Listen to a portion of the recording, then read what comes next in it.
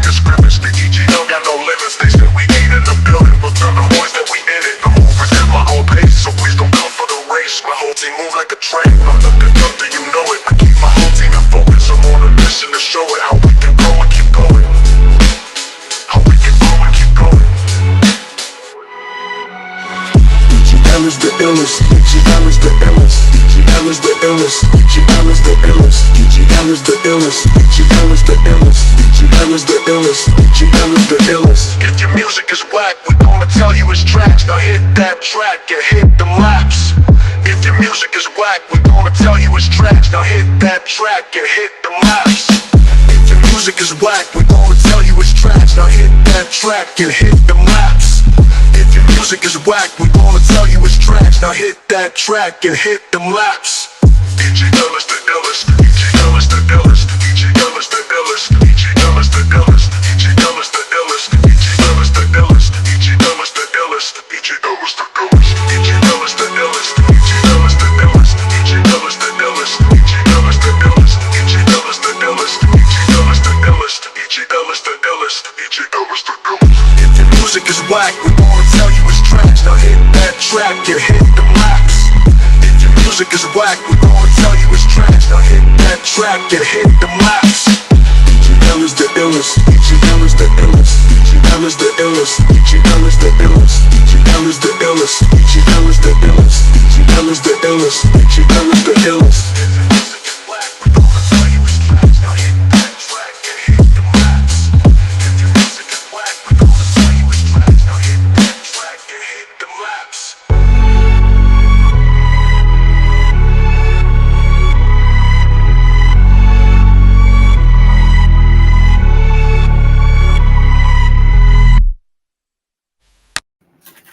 That shit over here. Fuck.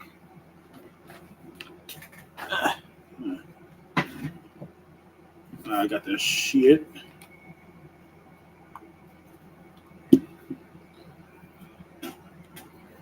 What's good though?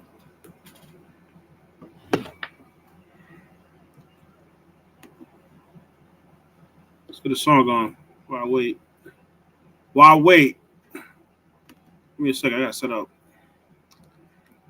It was done. Let me set up.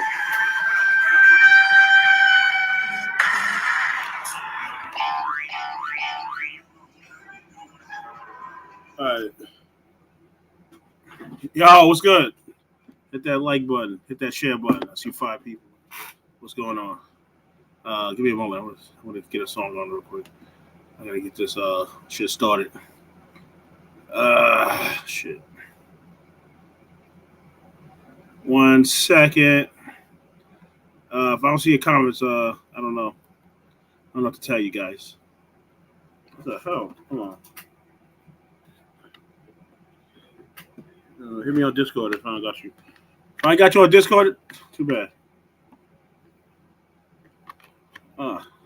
Yo, I bet. I'm back connected. Gotta connect my headphones, microphone, headphones check. All right, we in the building. What's good, man? Let's get a song on, man. It's not even, it wasn't even that hot today. It was like kind of mid. We're gonna go over a couple of videos today. We're gonna play some music. Got some unsigned talent. As you know, I know if you watched the show before, you know I got music on here. So wait a minute. Give me a fucking minute. Any artist got music, let me know. Pull up, send me a song. I'll post the email. Wait, I got the song twice? Yeah, I got the song twice. I'll be putting songs in here twice by accident. I don't be knowing that. I don't drink liquor, so don't ask me what am I drinking. I'm drinking fucking chlorophyll mixed with water. That's the only thing I'm drinking. I don't drink no alcohol. I can't find a song, man. Every time I turn around, can't see no. All right, here we go. Let's get it. Shout out to Tone Hulla. Let's go. Hey, shout out EGL. What up, man? I got them haters running laps, creeping around with that pistol on my fucking lap. All them haters talking down, man, where them haters at? If I catch them slipping, I'ma leave them off the map.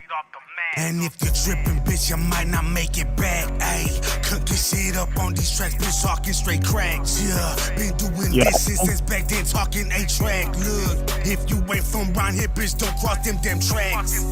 Getting that cheese don't make me squeeze on these damn rats. And you know I'm just right here speaking these damn facts. What's good, yo? Too many times we had to plead the seed of facts.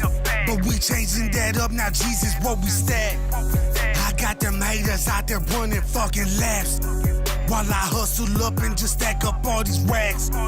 Clean as a block of snow that's fresh up out the batch. And keep your pistol round here, souls be getting snatched. And the government don't give a fuck, man, they been lied. Trying to kill us off too many times, man, they been tried. You don't wanna see the fucking Mexican inside. Too many of you bosses been showing your film side. I got them haters like a female. up these laps. Creeping around with that pistol on my fucking lap. Them Oh, haters you hear me? talking down You hear there me? where them haters at. If I catch them bust a slip and leave them flat up on their back. No Diddy, nah, I'm talking wipe them off the map. And everything that I be speaking is some facts. And I'm just here to exterminate all the rats. And me, I'm just concerned with just getting my paper stacks. That tough guy act you put on, bitch, man, save all that. For you catch a slug and you start to fade the black. Shit, boy, y'all tone all in the zone, I'm baking crack. All on these tracks, these niggas tripping, hating that. I don't give a damn, I'ma keep on doing me. Want the money, hoes, cars, and clothes, and jewelry. Young shooters on the team barely hit puberty. And we G'd up so we ain't with that foolery. On that mechanic shit, always got tools with me. Spinning the block around the clock ain't new to me, nah. Yes, sir. The damn chain since elementary. So you know I got them G's growing from my damn family tree. Got them haters out there running fucking laps. Them dope fiends selling they damn souls up in the traps. Rolling the dice up in this life, you might roll crabs.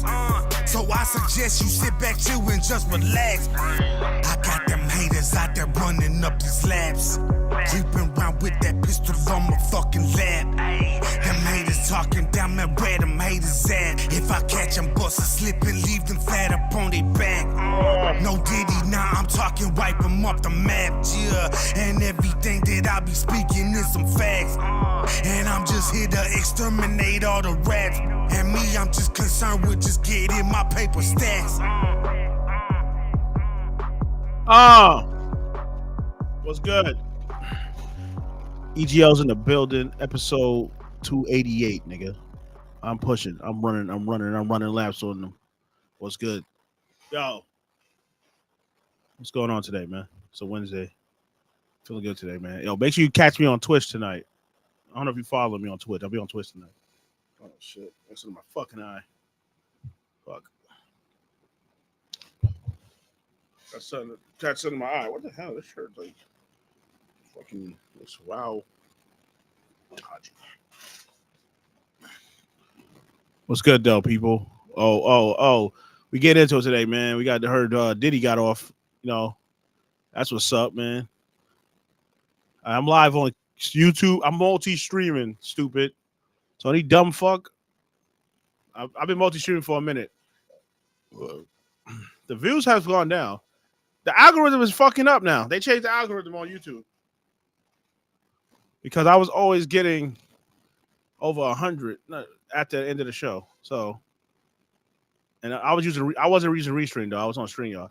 I will be canceling my StreamYard. I will be on Restream. I'm not paying $44 for no fucking on Restream. What's that static shit? All right, cool out with the static. Sounds a little bit static. Let me know if you can hear me.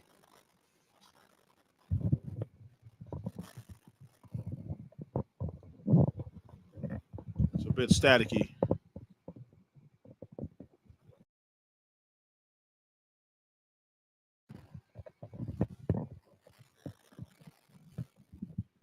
I ain't with all that static shit. Mad staticky and shit. What the fuck going on? Hold on a second. Let's go see. Let's see what's going on here.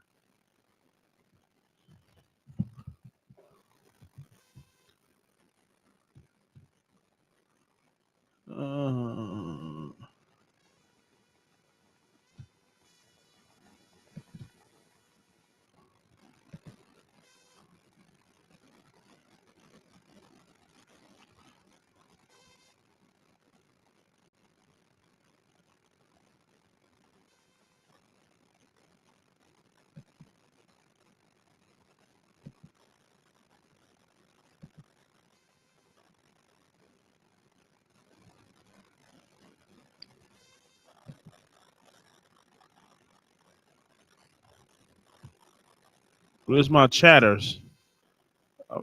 What the fuck? Hold on a second. Where's revenue at? 000. Niggas ain't getting paid shit. They trying to play me, chat. The fuck? Niggas ain't getting paid a goddamn thing, man. All right, so Diddy's we're gonna go over the video with Diddy, and he's been brought on charges. He's guilty. He's guilty for 2 charges, I believe. He's not guilty for 2 charges. Racketeering and sex trafficking. He's not guilty. I think the other one too he's guilty for is I think he's guilty for like transporting somebody. Let me check the verdict out again. I forgot.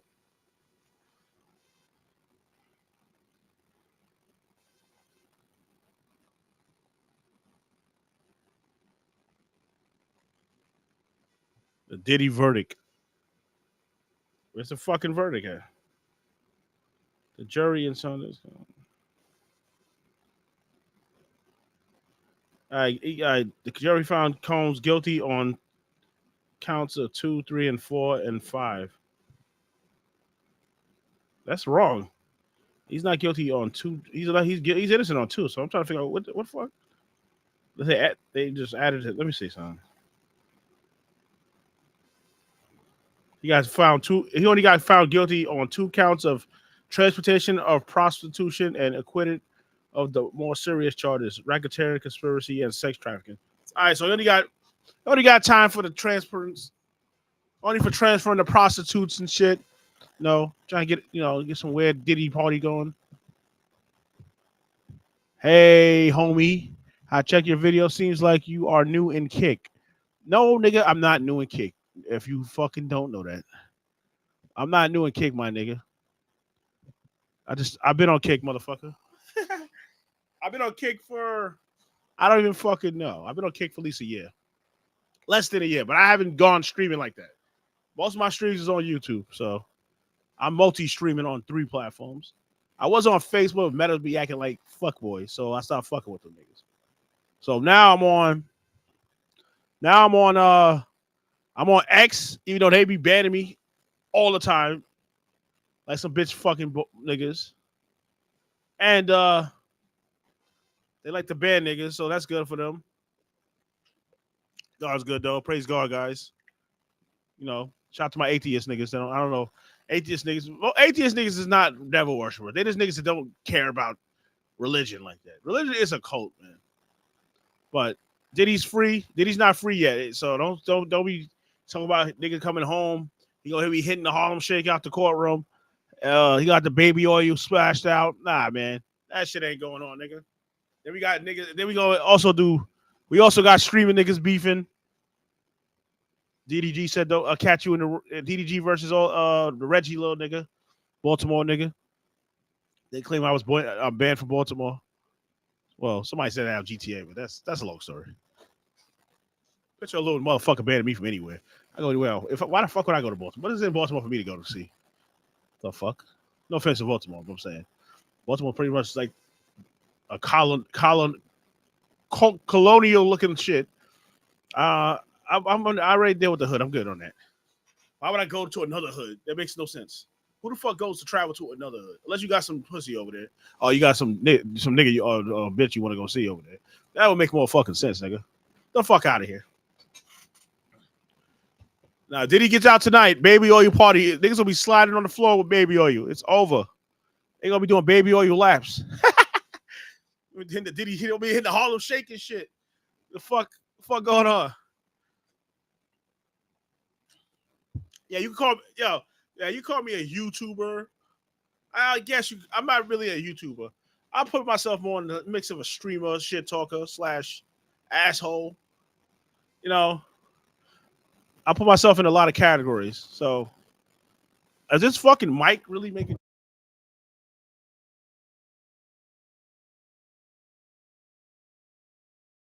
Is really being loud? Hey, mad echoes and shit. You know what I mean? Only reason I be close in the camera. Fucking shirt, man. That Lap Squad shirt, man. Go pick that shirt up, man. Merch is in the I got merch. I also got merch, EGL merch, and click on the link. It's on my YouTube. I didn't put no I will fix the video later. I will fix the description later on down the line. I'm gonna start fixing all my videos. I don't be fixing my videos. I want to edit my shit too, but I need somebody to edit my shit though, and I need some clippers, niggas. So I need to clip my shit. That's how I make my channel bigger. That's how I got subscribers when I first started. I was dropping a lot of shorts, and then I had clips. I had clips of a bunch of motherfuckers. We was all clipping in this motherfucker. We was clipping laps. Hold on a second.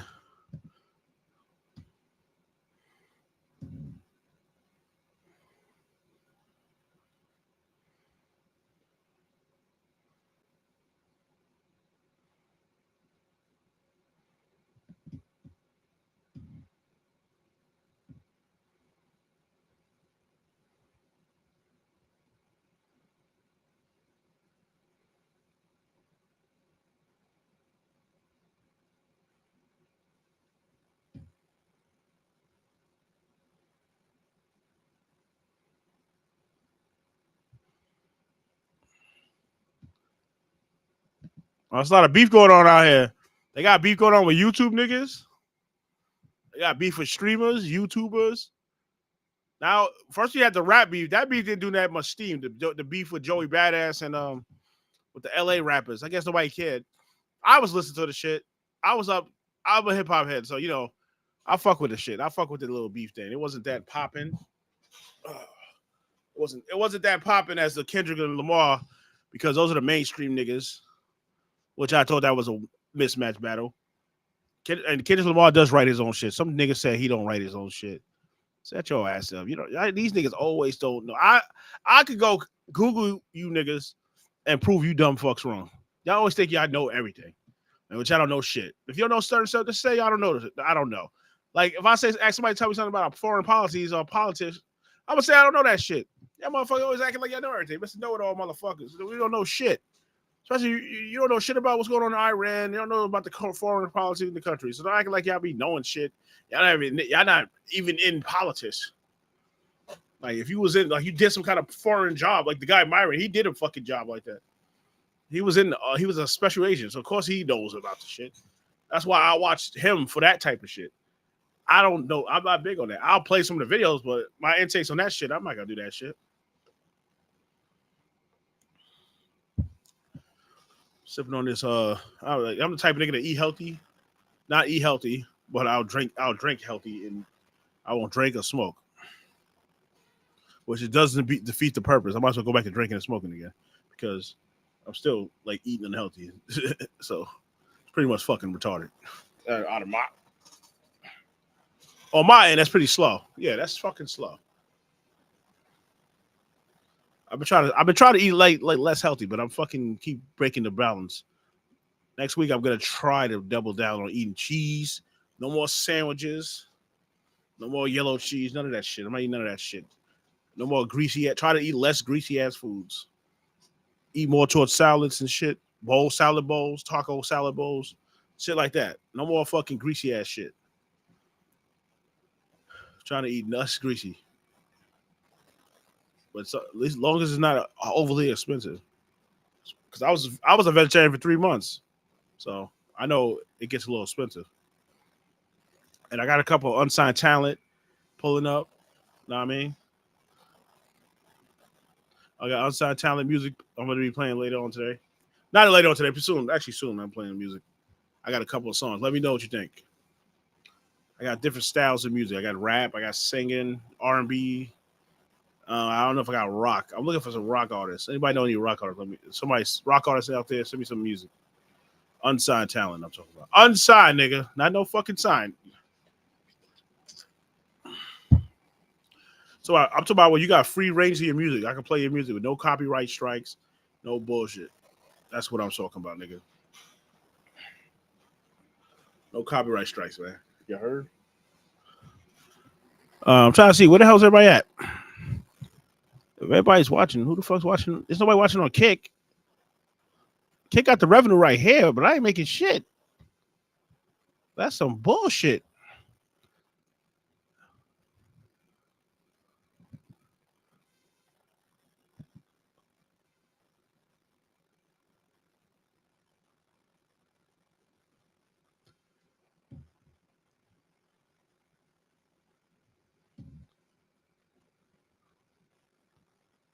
Oh, so this is the studio's better on Kick on the. All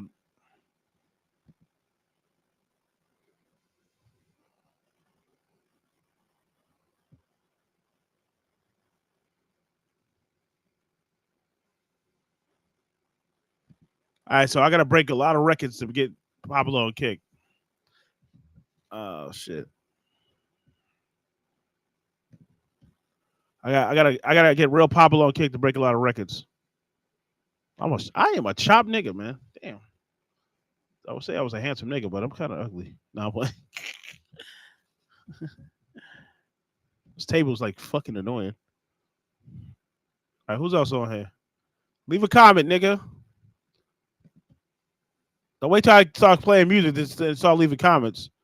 So anybody got any topics they want to talk about, any videos they want to see, let me know now. I'm throwing them on because I'm going in. When I lock in, I'm gonna start playing clips and shit. I might play no 2 hour long video. Make sure y'all pull up Sunday. We gonna start doing religion. I want to see. I want to get. I don't follow religion, but I want to study religion. I want to watch videos. We gonna all explore religion. Some of y'all might know more than I know, but we're gonna explore every religion. I'm gonna go into Muslim, and then I'm gonna go into the book. First, I'm gonna start with the Book of Enoch. I'm gonna get 2 different videos. That's gonna be an hour long. That's all we doing Sunday live service. That and we might play some music, but I might likely do the videos first. I want to do the videos of the Enoch. We're gonna do religion. I want to study all religion every Sunday. We're gonna do religion.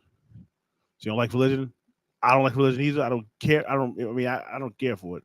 Still believe in God, but I don't care. I'm not that religion. I'm not a religion of religion. I grew up in a religion, probably Christian, but I'm not a Christian no more. That's like me being a Republican, and I'm not really a Republican. Or I'm a conservative. I'm not a Democrat, even though 80% of New Yorkers are all liberal Democrats. You can look it up. How many Democrats in New York? Over 90% of New Yorkers are liberals, and that's why everybody got that way of thinking. These are the type of motherfuckers that think it's 3 genders. No, it's 2 genders, nigga. Y'all niggas is slow. I gotta get a shirt. My boy Kenny was walking that shit. I gotta get one. I like that shirt. I'm gonna get one of those. So that 2 gender shirt. That shit funny as hell. I'll rock that shit too. I don't give a fuck, nigga. I'm only buying groundbreaking shirts.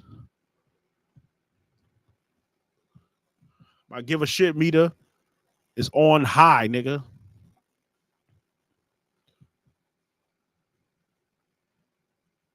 I see what the niggas are doing in streaming. Where streaming is getting boring. Because all niggas is doing IRLs. Then you got the shorties content with the girls. So I kind of like the beef shit. I kind of like when niggas beefing. As long as it's not like keep it online. All that fighting and all that, you ain't gotta act tough and all that. Like Dub always want to fight niggas. But y'all niggas pick and choose when you want to fight niggas. Y'all want to fight a little ass kid, Reggie. Reggie's a little ass boy, man. He's not even a boy. He's a grown ass man. He's 21. He's a little ass kid though. I ain't playing no sides. I'm on the outside. I'm just watching niggas. But that shit is kind of corny. But it's entertaining as far as that. Nobody's been really entertaining in the streaming world, like fully entertaining. All the content's been like stale. Like sometimes you got to get a nigga to turn shit up. We need that 50 Cent in the streaming because everybody's too fucking brand risked and safe. Too many safe niggas out here. Ain't nobody turning shit up. That's what I would have did if I was a popular streamer. I would have been start getting at niggas. But I would have waited until my fan base was solid, which is not right now. Once I get a solid fan base, then I'll start cooking these motherfuckers. I'm like, yo, shit, this fucking nigga's a bitch. Fuck out of here. No, but we gotta chill because YouTubers was beefing, and a nigga killed this nigga. Nigga shot a nigga. Talk about self-defense. You shot a nigga and his girl. How's that self-defense, nigga? Did he have a gun on him?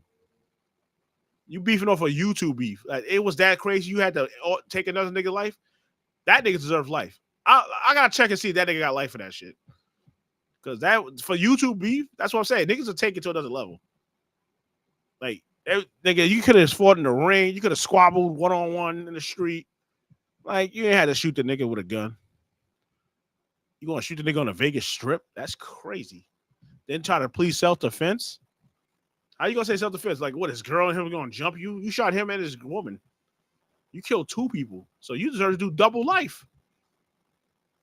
I think that nigga got double life. I gotta look that shit up because I don't know what he got. That nigga gotta get double life. He killed the nigga for a YouTube beef. Like, that's what I'm saying. That's why sometimes this beef shit just go crazy. It's like it should lead. If you can't just have friendly dissing for content, because actually drama brings views. Obviously, niggas love to click in views. People are gonna click if it's about drama. Once you put "fuck this person," somebody's gonna click. Oh shit! And then you got the dick suckers. They're gonna, the fan base. They're gonna go, "Oh, you can't diss him. Oh, fucking con, you're broke." Money doesn't mean you're lit. Money doesn't make their life. Because when you die, all that money's gone, dummy. Then you got to go see God. What are you going? You were so worshiping money. It's not wrong with having money, but some of you niggas worship money. I guarantee if you had no money, a lot of people wouldn't be fucking with some of you niggas. Money doesn't unlame niggas. If she didn't want you with $2, she ain't gonna want you with $2 million. Don't think I guarantee. Go broke and see how many niggas fuck with you though. After that, go broke and see how many niggas really fuck with you. Guarantee nobody be fucking with you. The dudes want to flex with money. Even if I had a lot of money, I wouldn't flex like that. I don't flex with money. I always get at you just like get at you regularly. I don't need to flex what I got. If I can have 20, I'm not one of those guys that gotta flex what I got. I gotta have a diamond watch. I used to be like that, but I stopped doing that. That shit's corny now. When you get older, that shit get whacked. I gotta flex a diamond watch and all that goofy shit. Nah, nigga. Y'all niggas is not tapped in. I was doing 5-hour streams. Should I start doing less? 3 hours the most I'm doing now. I'm on 5-hour streams, bro. Because I might benefit nothing off doing that shit. I might benefit shit off that shit. I don't think I'm benefiting over doing 5-hour streams. I don't think I'm benefiting. I gotta put the mic out a little bit. I don't think I'm benefiting off that 5-hour streams, man.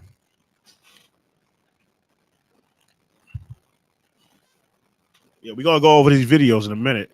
I'm letting you know what I'm doing. I'm doing mostly gonna be over the Diddy trial bullshit.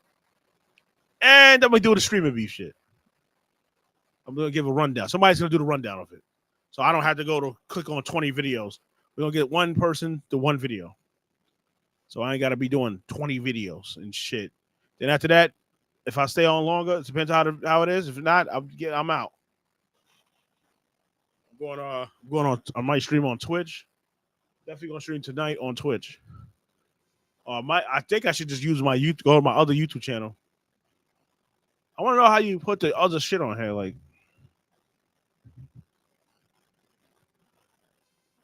extra image.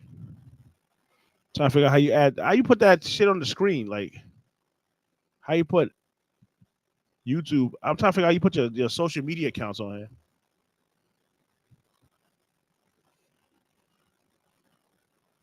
I don't know how to do that shit.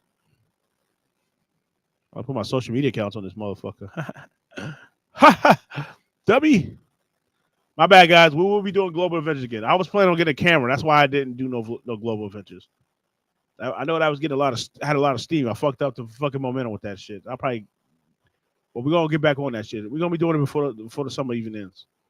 I mean, at least get 3 episodes in for the summer ends. But the thing is, I want to do something constructive when I go do this shit. I don't want to just go walking around talking shit to niggas. I mean, I'm entertaining though. We walking around is entertainment, so it doesn't really matter. I'm a walking entertainment nigga. When I interact with the crowd, it's just automatic charisma.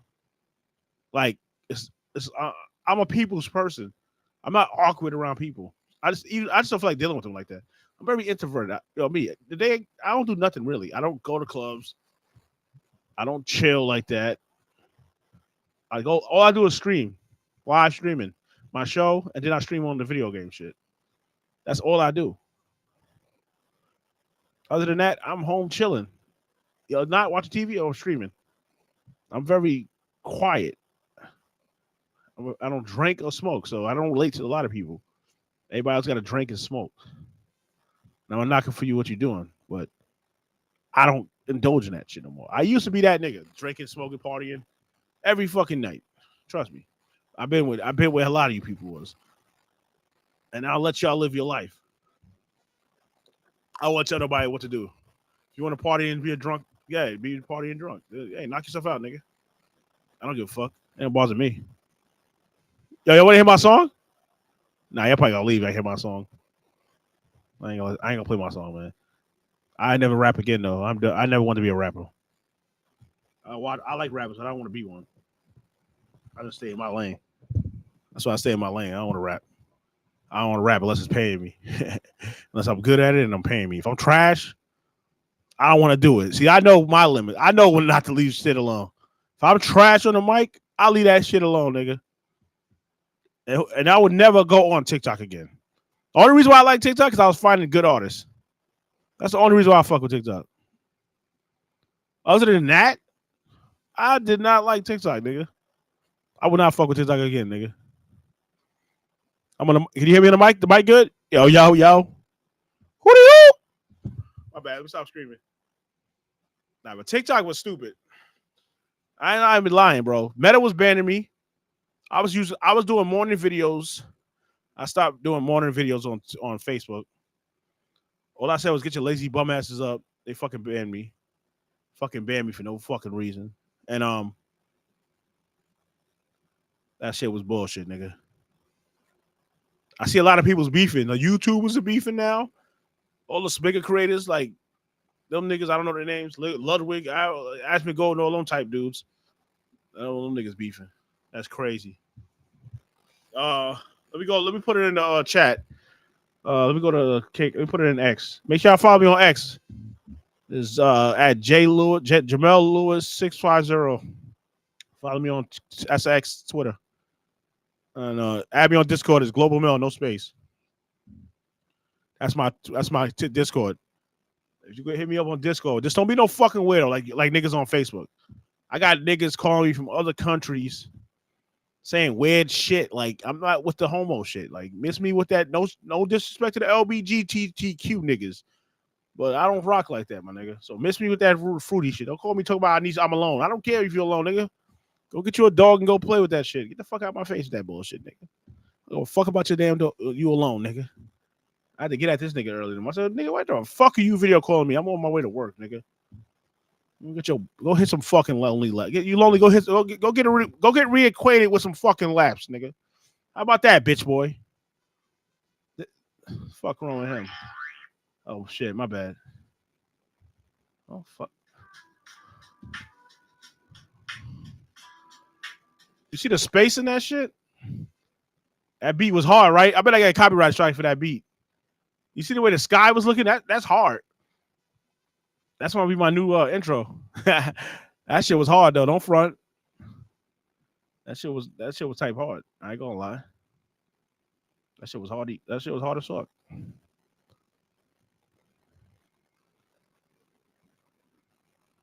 Who's URL's Tribal Teeth?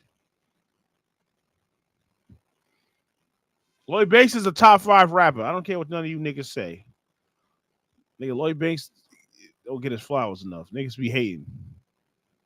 The nigga is the best, nigga.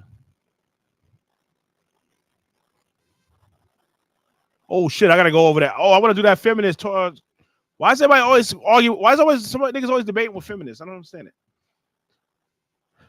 How many? There's a lot of feminists in New York. I can tell the way these females be acting. They all want to be gay and all that shit. That's feminists, I think. They don't like niggas. They don't like men. Feminists usually hate men.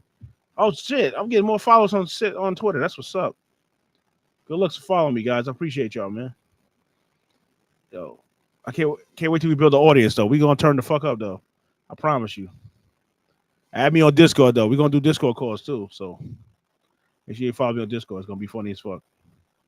I ain't a comedian though, so don't be joke. I ain't with all that joking shit. I might uppercut your bitch ass. Don't hit me up that stoop. Don't call me early in the morning. Ask me for some money. It's like everybody else hit me up asking me for money. Like, I'm rich. I'm Donald Trump. I got Diddy and them niggas money. No, nigga, I am a working nigga. I gotta check the check, nigga. Get your ass up and go get a fucking job. The fuck you keep asking me for money? Stop turning around. Let me hold something. Family members. Let me hold. No. Let me hold something, nigga. The fuck? Y'all motherfuckers stay asking me for money. Get a fucking job, brokey. Get your bum ass. The fuck is this?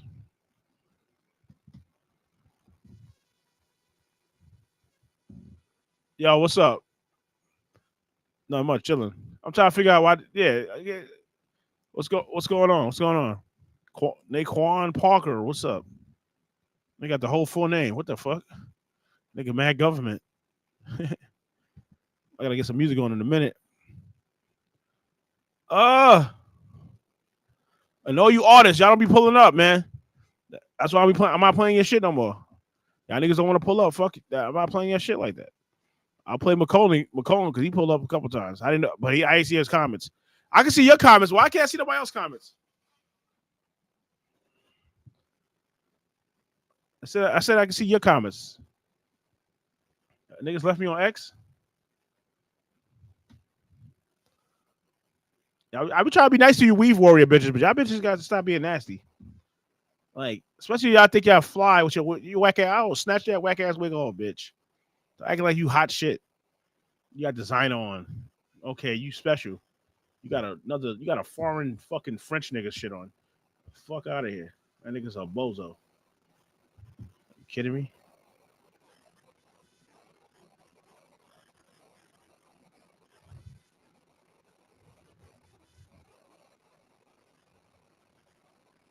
You see my whole room? Are you dead ass? You see my whole room, B? Wallahi?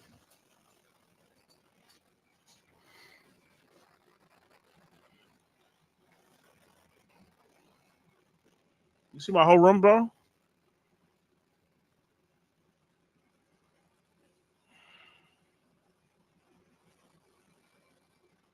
Can you see my whole room? Probably got clothes on my shit.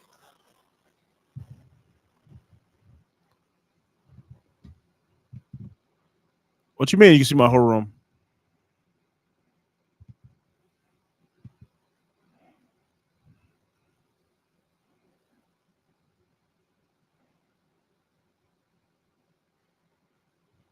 My closet door. I don't see my closet door. I'm looking at the shit right now. I'm looking on the shit live. I'm watching my shit live. Can't see nothing. I can see that one door right there. The door, my actual door.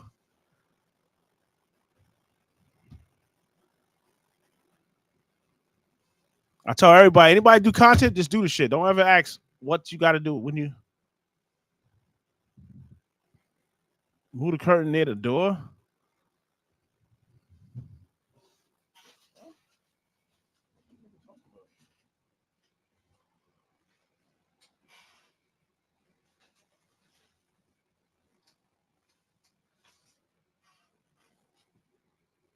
What are you talking about? Is that good? I keep forgetting I'm on a laptop, so laptop gets the full view of everything. Laptop gets the whole full view.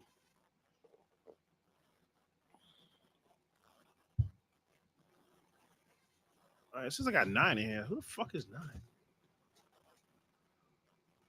I got 4 on Twitter. Shout out to everybody on Twitter. Follow me. Make sure you join that community, niggas. Join that EGL Network community, man. When I get on here, let me know. I don't see no members on here. There's 4 people in there. Join the community. 103 can watch. 1 like. Y'all niggas is so weird ass people, bro. X is weirder than Facebook. Yo, it'd be 100 motherfuckers watching you and don't hit the like button. At least join the community, at least. 100 people could join the community. The fuck? That needs to be killing me. Know what? You talking about, nigga? I don't see it. I'm looking at my shit live now. I don't see no whole room. What are you talking about? I'm watching my shit live. Like, are you kidding me? I'm watching this shit live. I'm turning the volume down. My intro was hard. Y'all niggas cannot front. Even though this ain't my main intro. Oh, that's my room door, man. Oh, that's what you talking about. You talking about my room door. Nah, I don't care about the room door. I mean, it's a big camera. It's gonna get all that shit. All right, so I got one person watching me on YouTube. Who the fuck watching me on other platforms? There's nobody watching me on Kick, so what the fuck? That bitch tripping.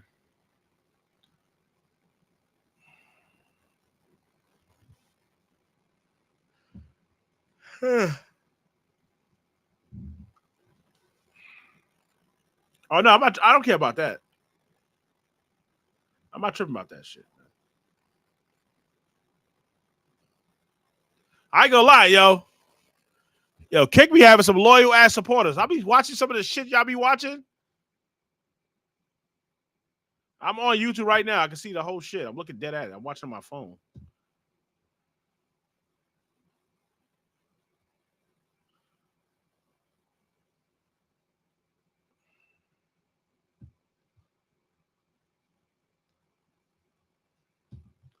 All right, come on. You got any videos you want to see? Let me know, man.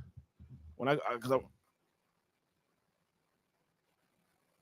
my curtain's not set up right. What are you talking about? My curtain is set up right, bro.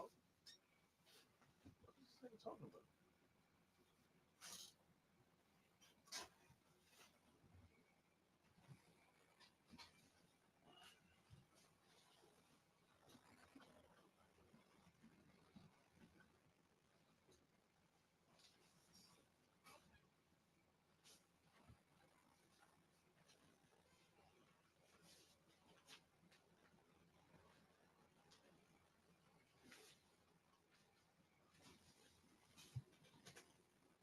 Listen to this fucking dude. I'm looking dead at my shit, so I don't know what the hell you're talking about. That shit is still good. I don't know what the hell you're talking about. That's the door right there you're talking about. Yeah, I can see that door, of course. That's the door. What do you need to see a link for? You can't join this, man. Only real niggas join this podcast, man. You don't be talking about shit, bro.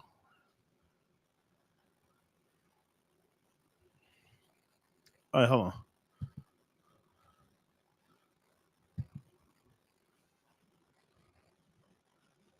Yeah, the camera's too wide, nigga. Oh, I don't need send links, but fuck it. Oh shit. So you fucking up. You fucking up my views. You fucking up my views, man. I had like 10 niggas in here, man. Now everybody leaving. You fucking me up with that bullshit, man. God bless America, nigga. Why am I on what? What are you talking about? I don't know what you mean, bro.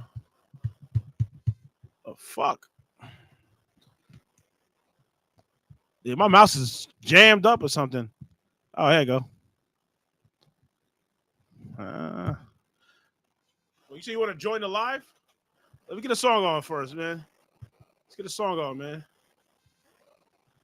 I like the way this shit sounds, bro. Let's get some gangster shit on, man. I want to hear some hard shit, bro. What are we gonna play? Trying to tell you what I'm gonna play now. We're gonna play some new shit or old shit, man. We're gonna play some new shit or old shit, man. I forgot. There's a couple songs I didn't put on here though. Oh shit.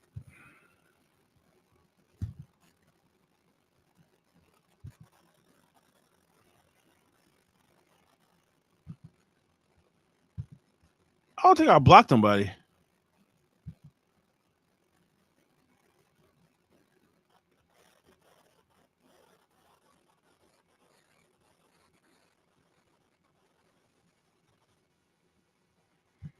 All right, let me check if the block list is on here because I don't see the block list on here.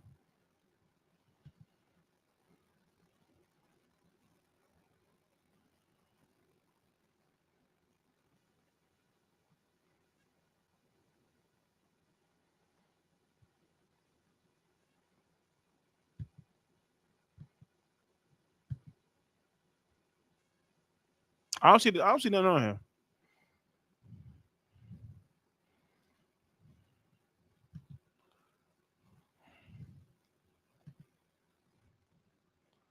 How do you go to the block list on here? I'm trying to see something.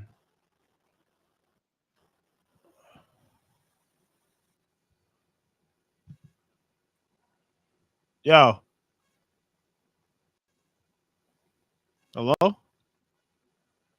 I can't hear you, nigga. Turn your mic on, son. I can't hear you, nigga. I mean, my good brother. You can hear me, my brother. Yeah, I can hear you. I'm on a microphone. Microphone check 1, 2, 3.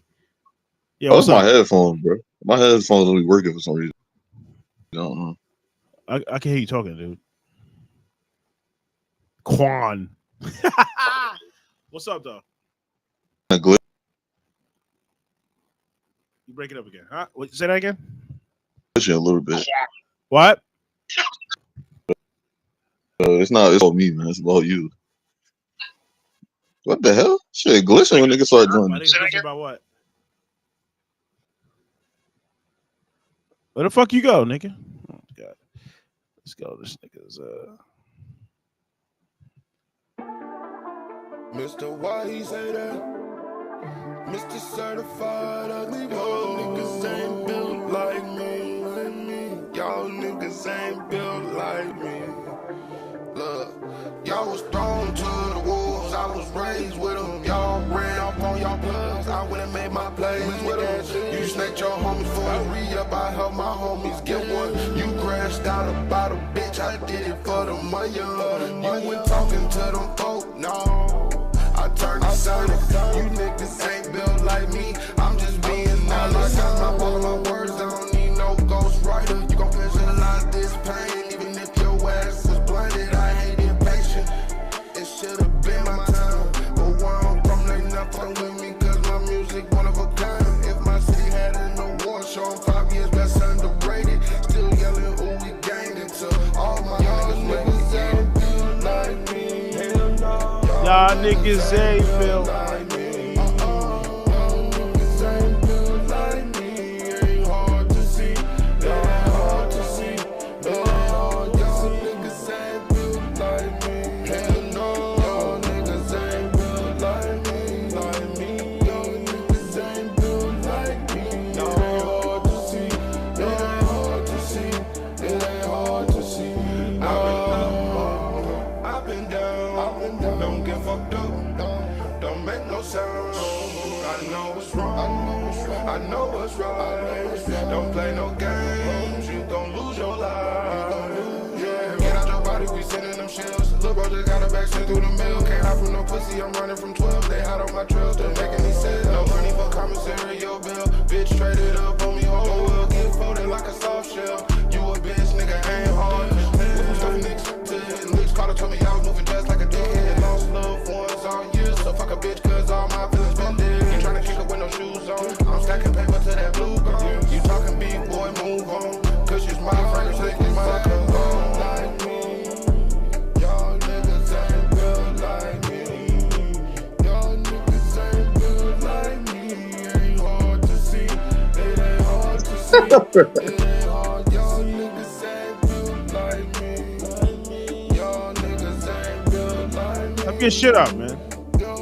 Nigga, I'm on the phone, bro. Your phone sucks. Not the phone. This What the fuck is a ooey gang? shit ain't made for the phone. Y'all niggas ain't built. I think this shit made for the laptop, bro. Cause this shit keep Yeah, I used to use my crashing. phone. I used to use my phone on that shit. No, it keeps crashing, bro. It keep taking me out of it. I used to use my phone on this shit though. When I-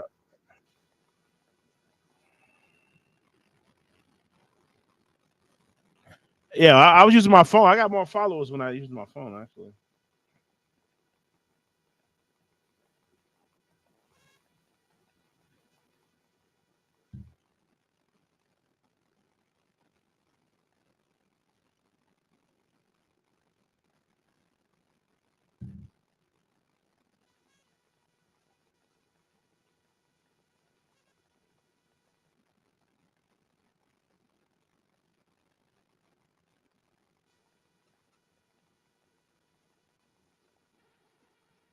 I don't know what happened to that dude. What's good, chat? What's going on, man?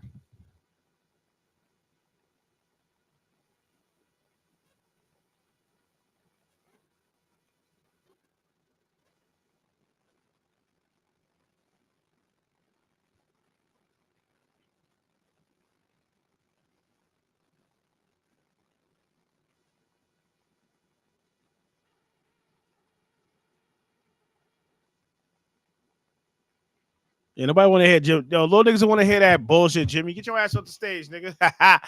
It's like, nobody want to hear that shit. Why want to hear balling? What Harlem? What shit he be singing?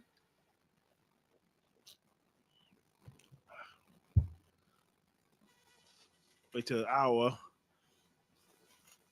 We'll get to the hour. We're gonna get to these videos. Get to these reactions, man. Oh shit. I don't know what happened. I don't know. It won't let me go to this fucking block list. It should be able to go to the block. It should go to settings.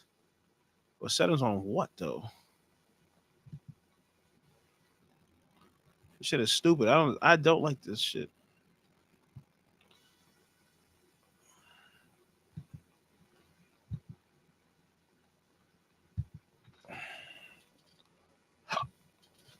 Oh shit.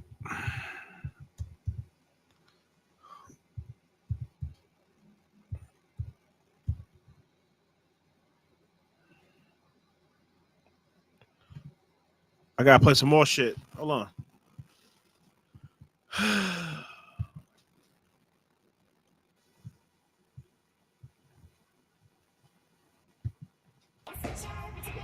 To the fraudulent that I'm ordered in, you made big errors and some typos. Claiming 100 shit, be expecting that talking, we know you ain't. Writing off, better pay the cost to the big short. Get it right, but they shut them doors. Knock, knock, finna up and destroy. Withdraw, better make a report. You don't got the report, you ignore the source of the system. You ain't broke what you build, looking nice, but on life you about to get taxed on that income. Tryna file a report, but you better move smart, but I never ever claim that you pop shit. Cause you on my hand, truck, wanna load and trust, fuck around, get dropped in an instant. You dealing with the card counter. Over counter, prescriptive drugs, big pharma. Label me, the black farmer, where I heard sheep. Let my dogs loose and put them all in the same box. If you jacking, it's a game in your Xbox, which means I already fucked and dubbed. If you know, then you know she done knocked up. You gon' see how it go if you go and you spend time trying to paint tough. Should've spent more time trying to paint ball. If I pick up and shoot, I scope on your head top. She ain't know too much, but this dick bang clutch. So Alright, this song right here, you gotta make a full song, man. It's like one verse and then no chorus, right? Nothing. What you really gon' think? Bluffing. Your shit been old and your time up. Get a new bubble cause I line up. I ain't getting your shit, better watch that lip or I feel your bitch like Miami. If you really want trip, it could be DR. Do not reply for a chip shit. 100 fraudulent that I'm ordered in. You made big errors and some typos. Claiming 100 shit, be expecting that talking, we know you ain't. Writing off, better pay the cost. I put an ad out on fucking YouTube. Y'all bitch niggas still in y'all? Better make a report. You don't got the report, you ignore the source. Respect is crazy. What you build looking nice, but on life you about to get taxed on that income. Tryna file a report where you better move smart, but I never ever claim that you pop shit. Claims you on my hand, truck, wanna load and trust, fuck around, get dropped in an instant. Early.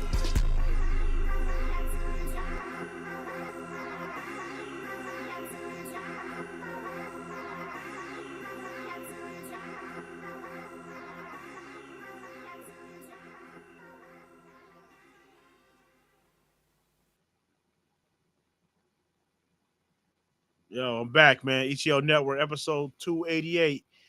That was Icy Hot by Marcone 100. Marcone, I need a full song, my dude, with choruses. I don't know. I gotta hear your music. I didn't go to your iCloud. I couldn't find you, man. I can look for your shit right now. We can play some of your songs now, but let me give me a moment. I'm trying to fucking.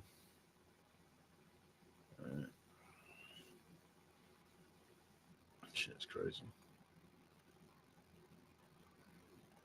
I ain't gonna play that song right now. Yeah, let me go to your shit now. I'll go to the shit now because I didn't see your name here. I followed you too, so. Oh, I got you. All right, let's get that screen share set up. Set this motherfucker up. Let's go. Let's go, nigga.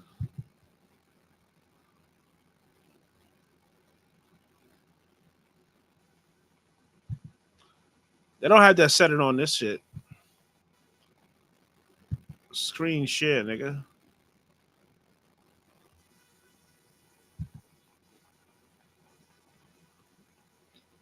All right. Let's see what we gonna play by. Wait, why is this shit different? I don't like this setup. I need some more setups, bro. Setups is mid. Let's go to setup. I gotta go to iCloud. All right. Oh, somebody join.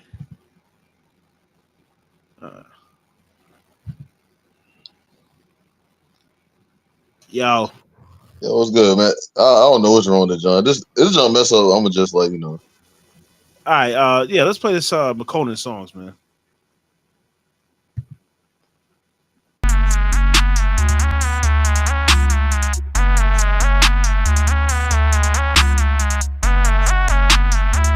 Like the beat. Listen. Money. Nah, he gotta go. Malcolm. Ha. Let me think about this real quick.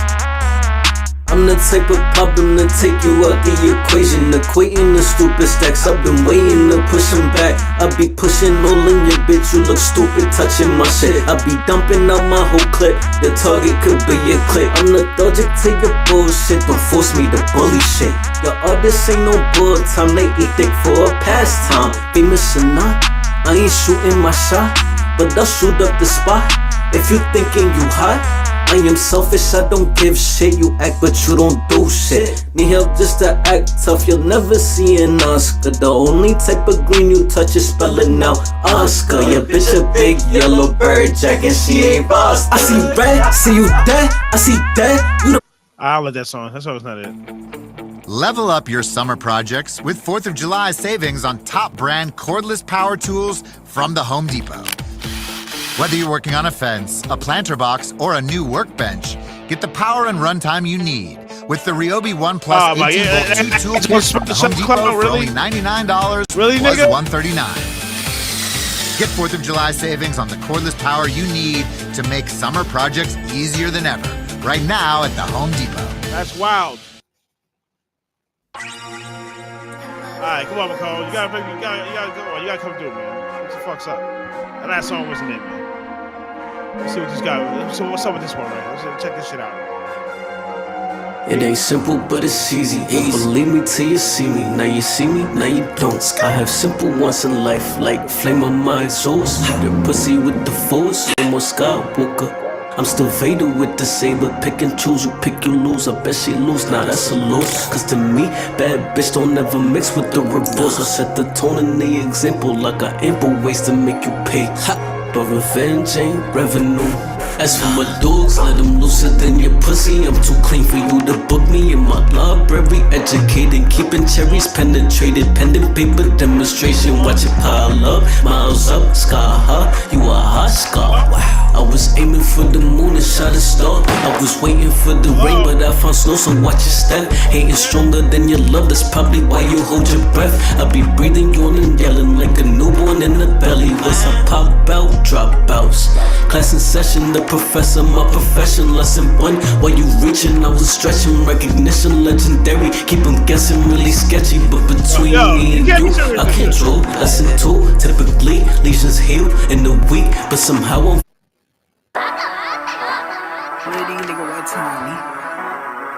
You made me go on SoundCloud for this shit, bro.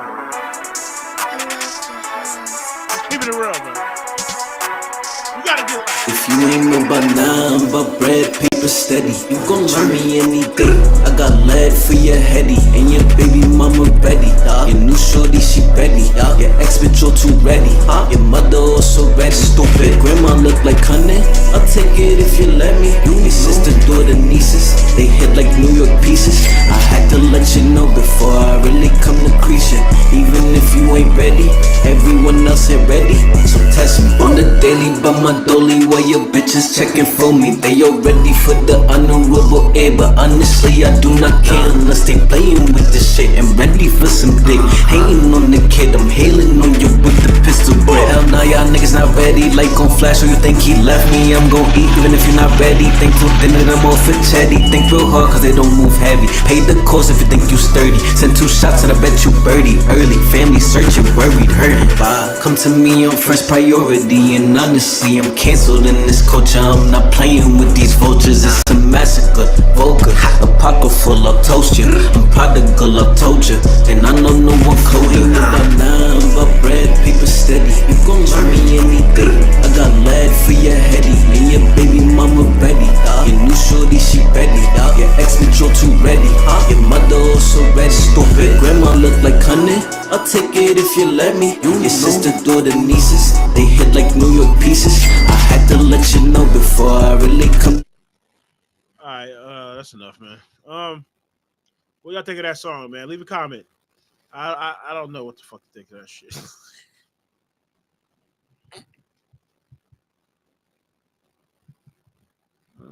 I like the beat. The beat was hard. Hold on a second.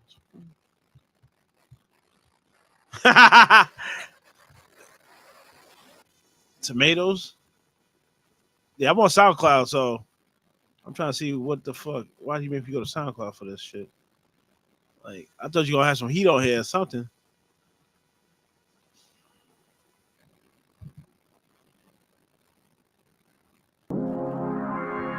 It's like the production sounds low. You need to work on the production, and your vocals don't go with the beat. Man. I don't know. Something about the song. I hate this song, man. You gotta put better songs together. Subliminal.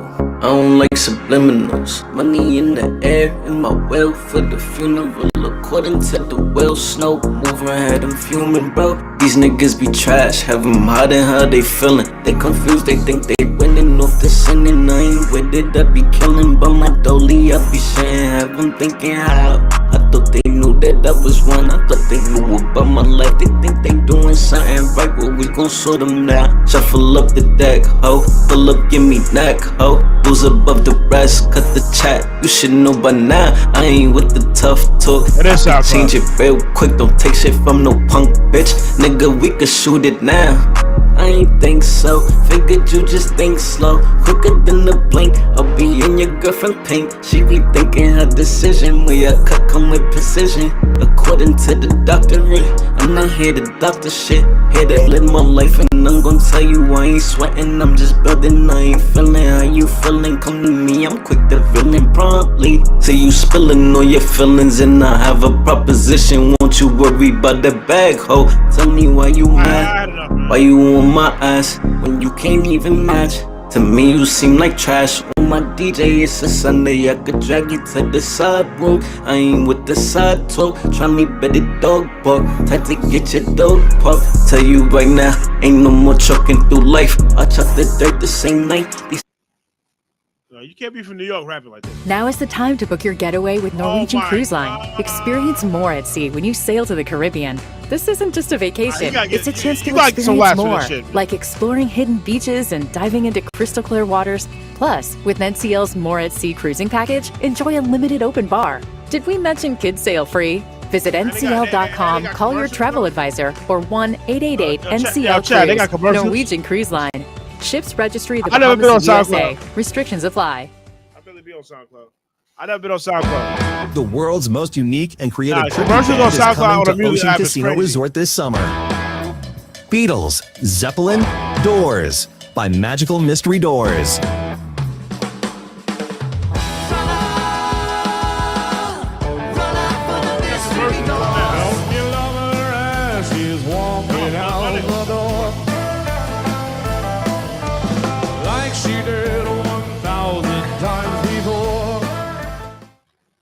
I didn't know they gonna do.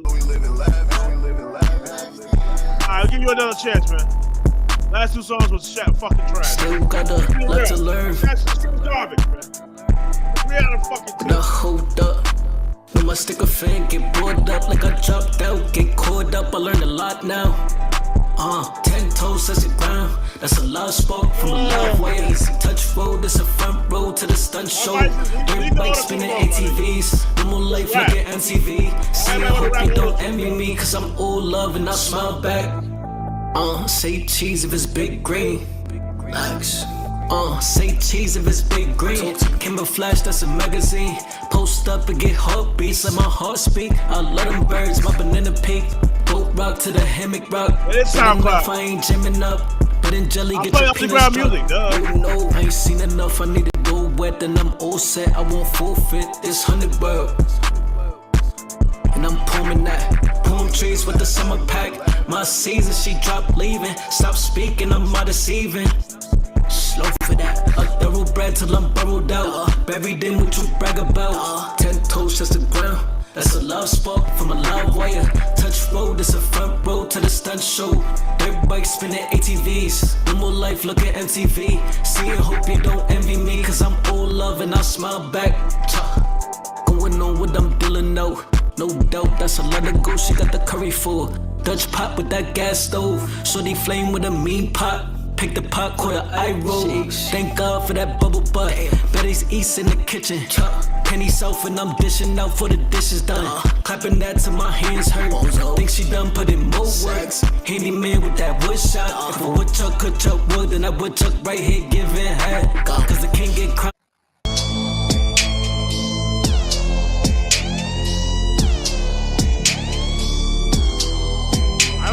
So tell me how you fell in love with the reject. Defending my side is a reflex. Any type of love I would detect. I couldn't find love, it's a defect. Standing in the room, spinning slow. Tell me when you're ready to go. Thinking that I need to take a breather. She wasn't before, now she eats up. I eat it real good before I beat it. I like it real wet, how I need it. You told me to show that I care. I'm telling you here I care. Caught up inside my feelings. I don't like to show my feelings. Hide them inside cause of pride. But maybe you make me feel alive. You make me feel alive.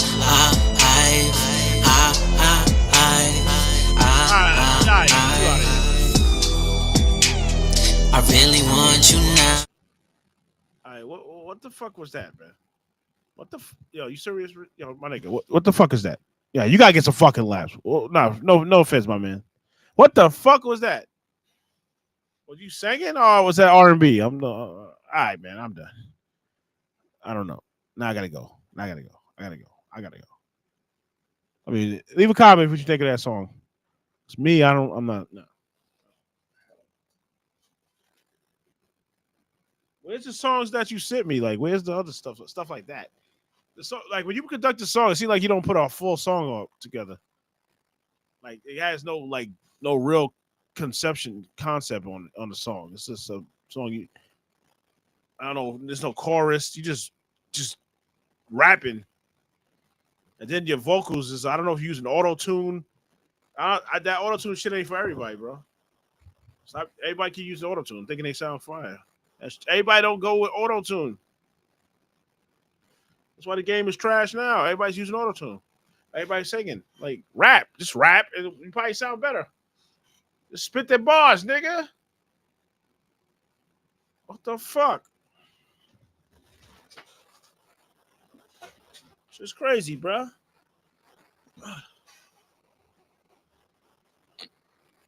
I got my headphones on, so I can't run around like that. My headphones connect to this shit, to the microphone. Got my headphones connected to the microphone, so I gotta be close to the fucking shit. Yeah, that song is. Yeah, I don't know. It wasn't that bad as the other ones, but damn, nigga. All those must have been your older songs. Where's your new shit? Because that shit is not it. Like, where's your new stuff? I thought you had new shit. Cause your other stuff actually sounded better than that shit. That shit is terrible. I gotta hear some like it's the way your vocals is going. You got to work on a lot of shit. Like you gotta make a full song. Like hey, let me show you a song, man. This is an old song. This is my guy made a song. Let me show you a song how you put together a song. Let me play a song of one of my rap people I know. I'll show you the difference when they put a song together. It's like the song is just that's like if I make a song, I just go out to just rap, no chorus, nothing. freestyle type shit. I don't know what it's like. I'm just saying, like, that shit is just feel like you just freestyle, my nigga. Like, you're not even, I don't know. What the fuck?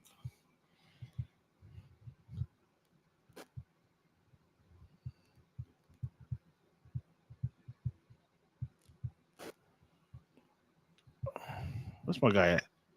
I got so much music. It's like, give me a moment.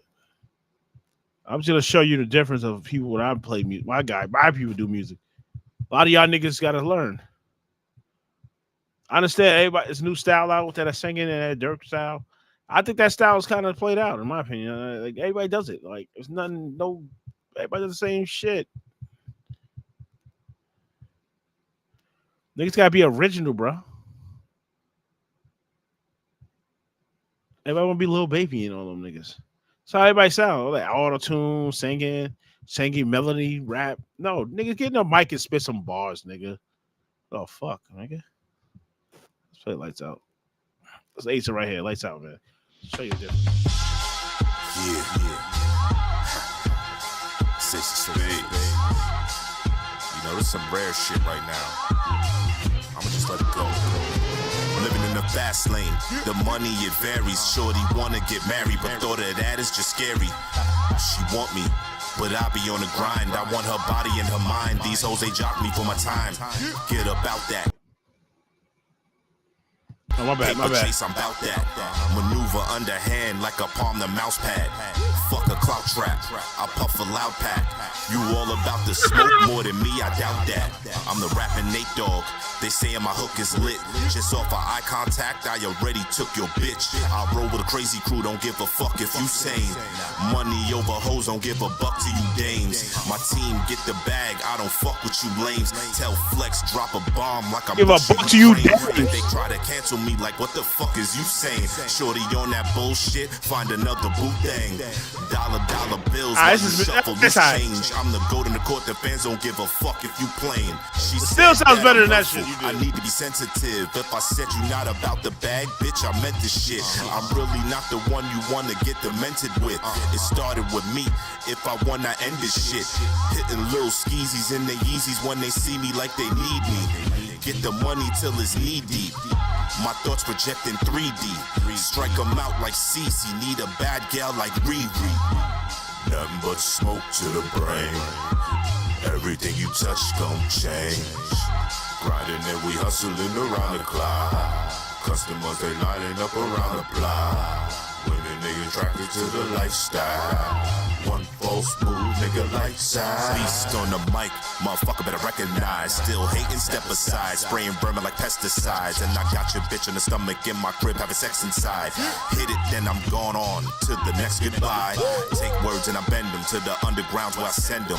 Thought you were the Hall of Fame, nigga, you ain't even honorable mention. When I spit the rhymes, yeah, you know I split the Richter. Like TVs in the 50s, half you niggas get the picture. Trying to stack paper like Elon Musk. Most these niggas vision blurred, it's like lean on dust. Motherfuck the government, niggas, simply we don't trust. I'm headed to the moon when I break weed in Dutch. Nothing but smoke to the brain. Everything you touch gon' change. Grinding and we hustling around the clock. Customers, they lining up around the block. Women, niggas attracted to the lifestyle. One false move, nigga, lights out. Yeah. Say some spades. Sound of hustle. That's how we kick it off.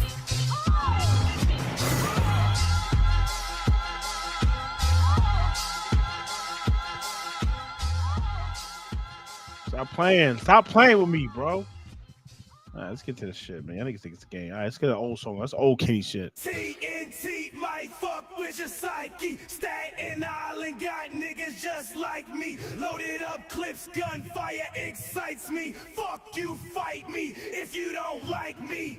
Fight.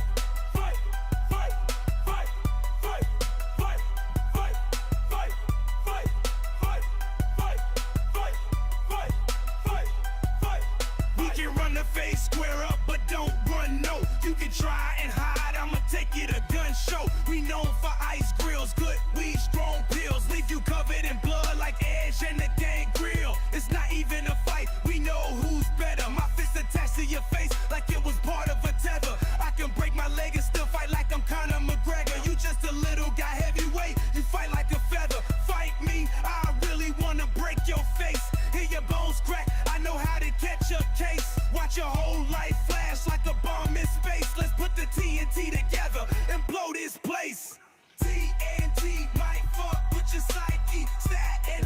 Staten Island, what up?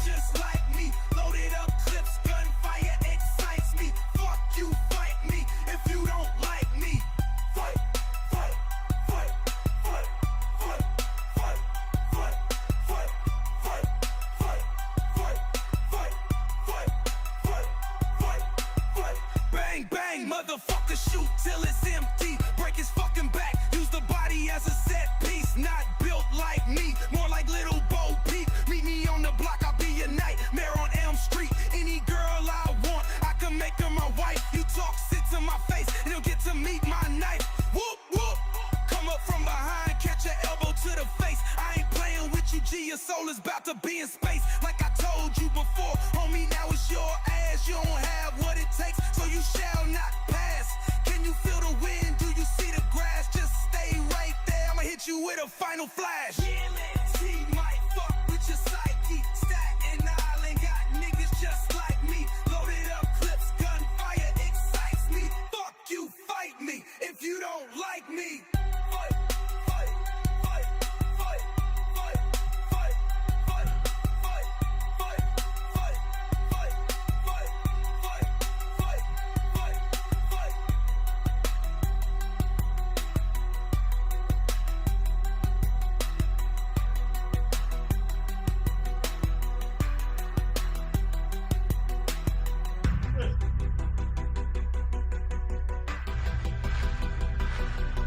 I get the spot, the thing.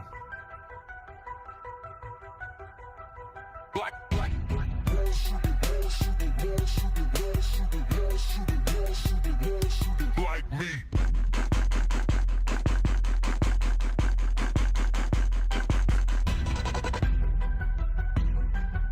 You hear that beat? I ain't got beats like that, nigga. Stop playing. I ain't got beats like that, nigga.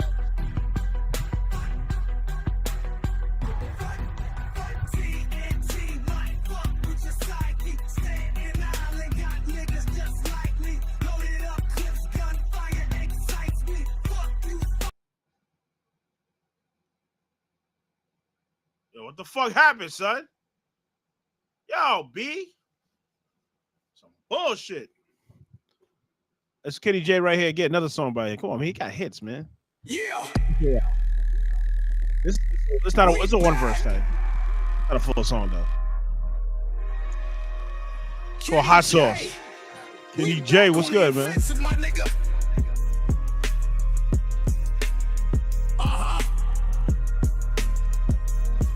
Hey, get on load of this one. They slamming down the gavel like town hall. My gun barrel long like a hot dog. So put the pistol in your mouth, blow your top off. Let your roof burn like it's hot sauce. New York, home of the outlaws. Slamming niggas face into the street till it bounce off. I do division when I round off. Then I throw 100-round drum in the clip and let it sound off. Yeah, nigga, what's up? Talking slick to the niggas in my hood and get you fucked up. Yeah, they giving me the thumbs up. I put a knife in your bitch if she wanna get stuck up. I'm blasting off like NASA. Yo, they really acting like the moon's really that far. I'm hitting niggas with hammers that come from Asgard. Turn around, run over your kids with a NASCAR. You're feeling yourself, hit you with a big bill. Honestly, I don't really think that you a big deal. I eat you for lunch. You're not. Make you my next meal. Get out of line, you shall surely eat still. Nigga, we ain't playing games with you. Pull up in a black van, let the haze hit you. You walking in the hot sun, 100 days with you in a daze. Take a tiger, drop him in a maze with you. We all gotta move like it's our time. We all gotta move like it's our time. Coming down hard, make the shake, make way. We here to stay. Hey. Oh yeah. Aha!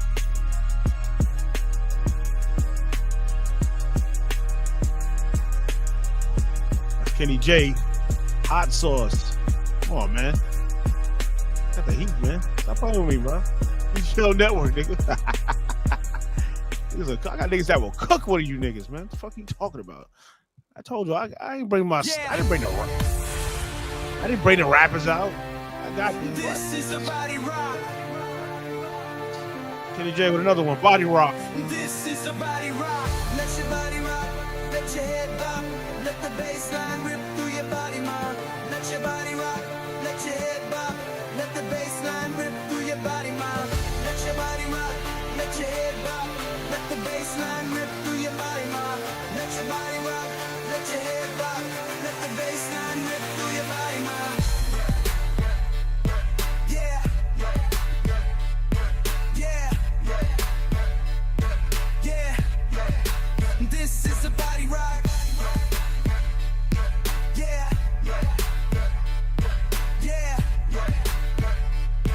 Yeah. This is a body rock. Let your body rock. Flip, skip, let it drop to the sound of the bass, baby, make it hot. Let your body pop, let your body rock. As you swivel your hips to the beat, ma. Let the kick last, as it kicks ass. As the sound waves wiggle through the bridge fast. Sound dashing down the court like Steve Nash. Make your heart beat fast to the bass, yeah. Keep your click tight, gotta get your mind right. Fuck that, Kenny J, I keep my sound tight. I make you feel right, I am the man, right? So start bumping your chest to my sound bites. You just a clown, right? This shit is out of sight. We gon' bump tonight, we gon' start a fight. It ain't gon' be alright, cause we survivors, right? Grow wings, start a flight like a dragonite. Let your body rock, let your head bop. Let the bass line rip through your body, ma. Let your body rock, let your head bop. Let the bass line rip through your body, ma. Let your body rock, let your head bop. Let the bass line rip through your body, ma. Let your body rock, let your head bop. Let the bass line rip through your body, ma. And the notes jam up like a cop Glock. I'm known in 5 time zones like a Jacob watch. I hit more home runs than the same. Nigga said Jacob Watch. I am from that nigga in a minute. Jacob Watch is back in the early 90s, 2000s, nigga. Early 1999 and shit. 2000.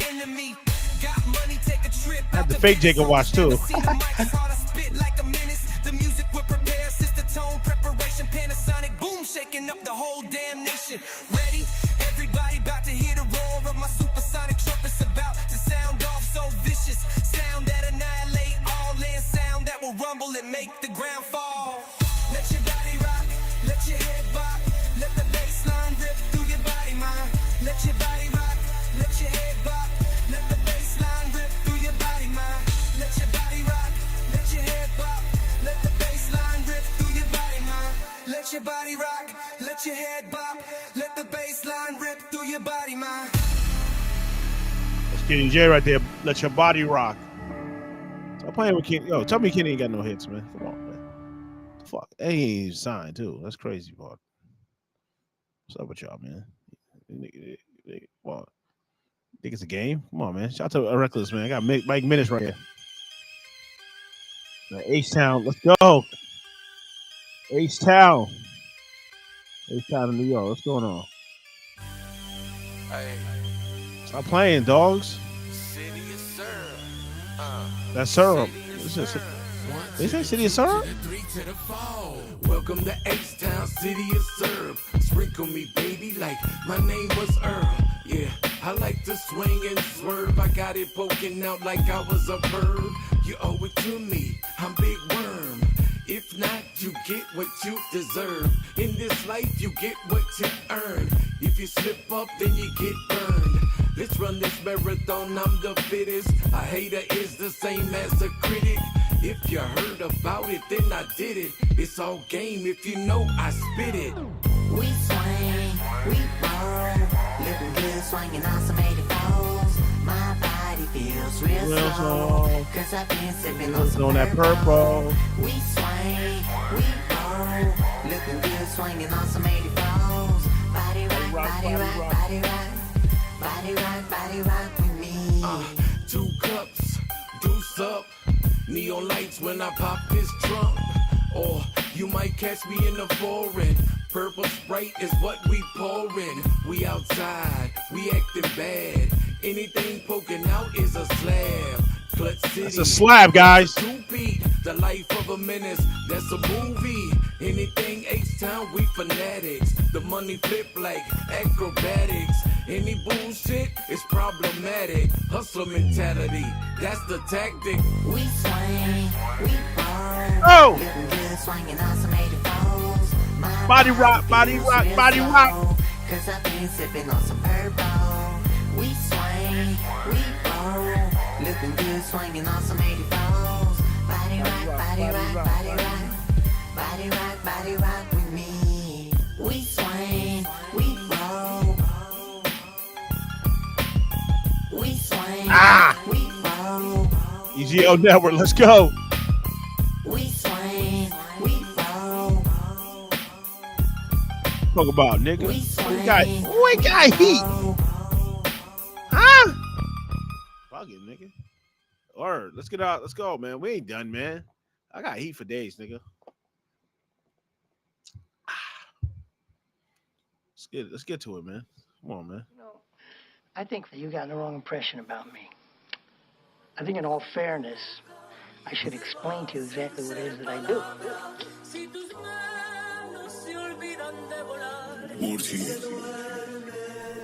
Yay, how could this be? You ain't heard of me, I'm the genius lyrically. Ain't my words that set you free. What I do ain't free, yo, we come with fees. Big bitch, you keep the change, T. Hate it mean, that means I'm pedigree. Throwing up that Triple H. Hey, I'm here cause I be walk of fate. Never fell for bait, no time to wait. Only time to elevate, smoke 'em like an eight. Yo, that Steez is highly great. Super shit, no penetrate. You the keeper, jump the gate. Yo, we puffin', then we skate. Never lost a devil trait. Here to set 'em straight, never coming fake. Yo, allow me collecting my stakes. I run them up, she feel it in the gut. Moving all the same, y'all some lame. Yo, my day is coming, then I spit the flame. You sitting like a dame, I get my shine on like a chain. Yo, the bevel deep in that grain. Pedal to the metal, yo, insane. Yo, reality ain't the same. Grace, what you say my name, you know how it is.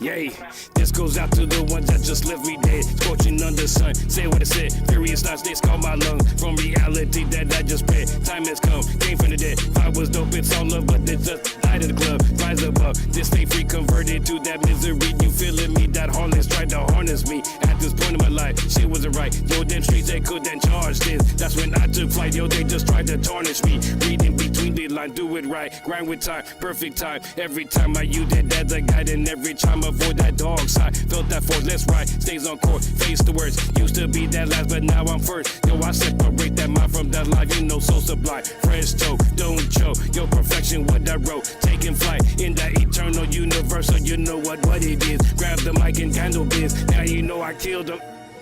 Tomorrow morning I'll get up nice and early, take a walk down over to the bank, walk in and see you, and if you don't have my money for me, I'll crack your fucking head wide open in front of everybody in the bank.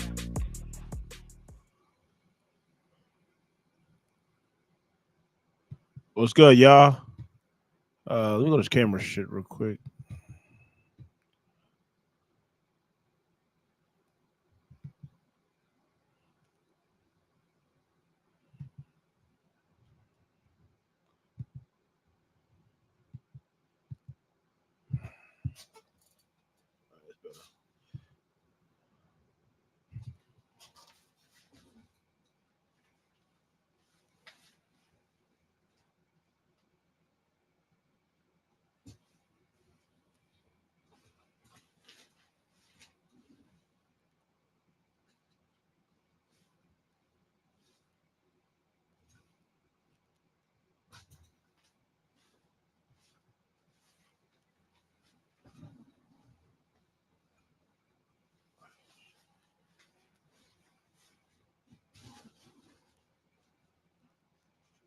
Oh, fuck it.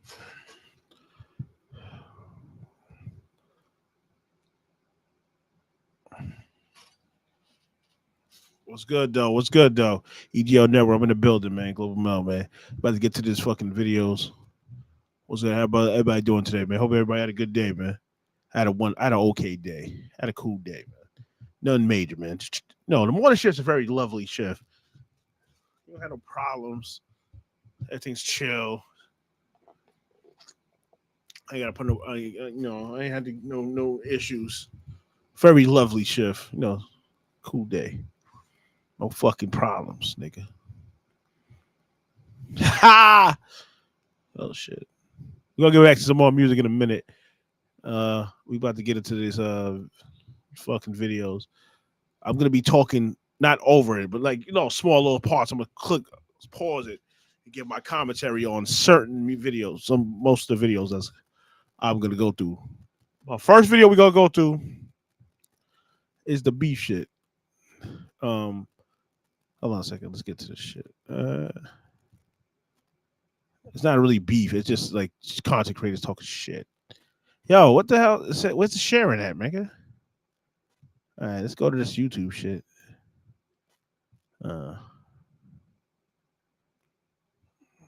It's a Diddy trial.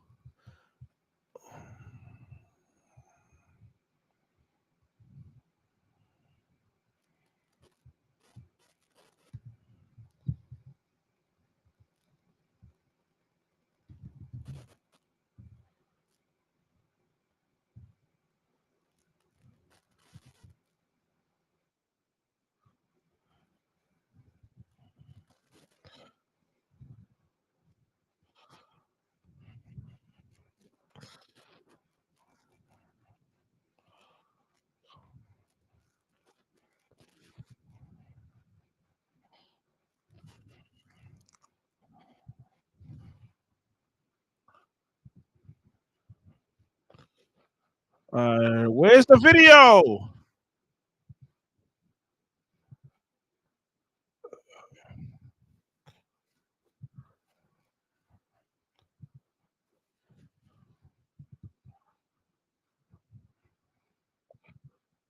For his own entertainment and used power, violence, and fear to get what he wanted. Combs is the only defendant, but the prosecutor told the jury he did not act alone, saying, quote, he managed to do this for 2 decades because he used his money, his influence, and his inner circle to cover up his crimes. It's his kingdom. Everyone was there to serve him. Combs' children were in the courtroom today, including his 19-year-old twin daughters who haven't been there since the first days of the trial.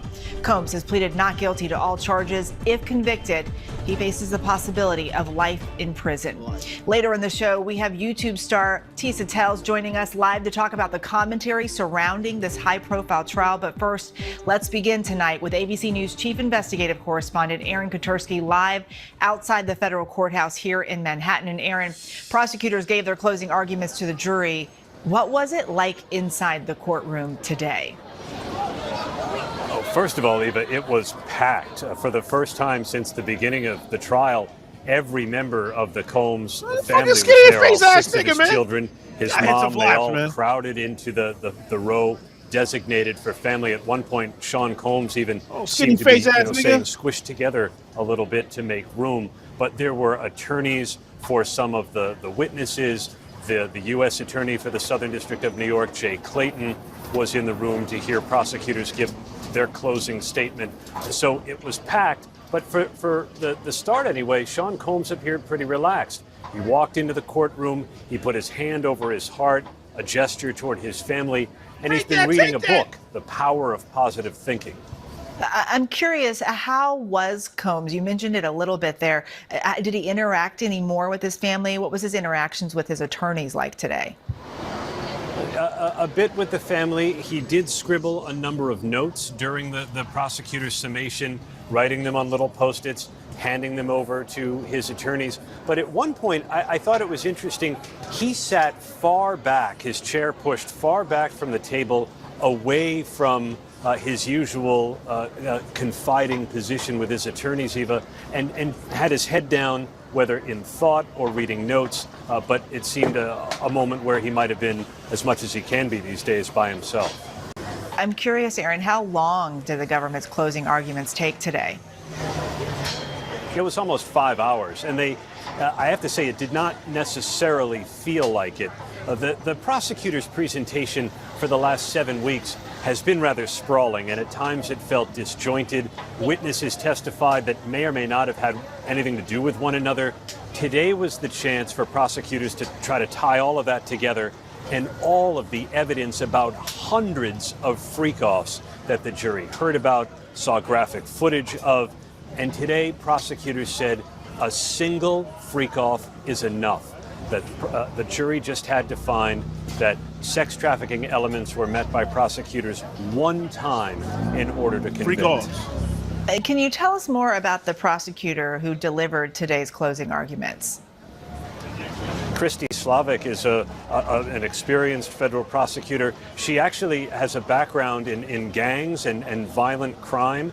And I think of the six, she may have been one of the more effective during examinations of witnesses, prepared, methodical. And that was, I think, the characterization today. A methodical, what they hope is a devastating portrait of Sean Combs, not only as a sex trafficker, but someone who led not a sex trafficker, a criminal enterprise with a cadre of loyal lieutenants. It was his kingdom, she said. They were there to say yes, because she said over and over in a rhetorical flourish, Sean Combs would not take no for an answer. The defense will have their turn tomorrow. What can we expect from the defense for their closing arguments? Defense attorney Mark Agnifilo, lead counsel, is going to deliver the defense closing. He said it would take about 3 hours. I wonder now if he goes a bit longer than that. But the defense did not call any witnesses and relied on cross-examination to poke holes in the accounts of the witnesses, look for him to repeat some of that, and to portray Cassie Ventura and Jane not as victims of sex trafficking, but as willing girlfriends who participated in Sean Combs's polyamorous lifestyle for years. Aaron Kontursky there at the courthouse for us. Thank you so much, Aaron. Now to break down what we heard today, ABC News legal contributor Brian Buckmeyer is joining me. I'm curious what stood out to you. I think what stood out to me and what probably stood out to a lot of people are all the different ways that Sean Combs can be found guilty, especially when it comes to that RICO conspiracy. Now, yesterday we talked about the fact that they just have to find 2 predicate acts, and it doesn't have to even be the same predicate acts. If we're jurors, I can believe it be bribery and obstruction of justice. You can believe it's arson and sex trafficking. But even further into that, AUSA Slavic said, you know what? If you think there are 2 times that Sean Combs gave drug to someone else and there's a RICO conspiracy, that's enough. And so even within those individual predicate acts, multiple ones of them could carry the day for them in that top charge. How do you think that the prosecutor did today? Do you think she gave the jury a clear picture, a clear understanding of these charges, of this case? I would probably use clear understanding, clear picture, but I'd probably go a little further, a roadmap. I think she gave them an excellent roadmap to say, if you follow these instructions, if you follow these facts, if you follow these elements, the only destination you can come to would be that Sean Combs is guilty of the charges. Talking about the RICO conspiracy, again, that only 2 needed to be done to find him guilty as long as there's a criminal enterprise. But also the sex trafficking, that she conceded there might be some interaction between the 2 of them, especially talking about Jane, that first hotel night might have been consensual. But so long as there was 1 hotel night or 1 freak-off or 1 King's night, whatever you want to call it, that's trafficking. And the simplicity of that and giving 3 great examples for both Jane and Cassie, I think really helped in creating that roadmap for the jurors. Let's talk about the idea of criminal enterprise, because a lot of people watching all of this have been asking this question. Well, what was the goal of a criminal enterprise? Does it have to show some sort of goal? I think this is the perfect definition that AUSA Slavic gave, and the goal is to force and manipulate Cassie Ventura and Jane to have sex with escorts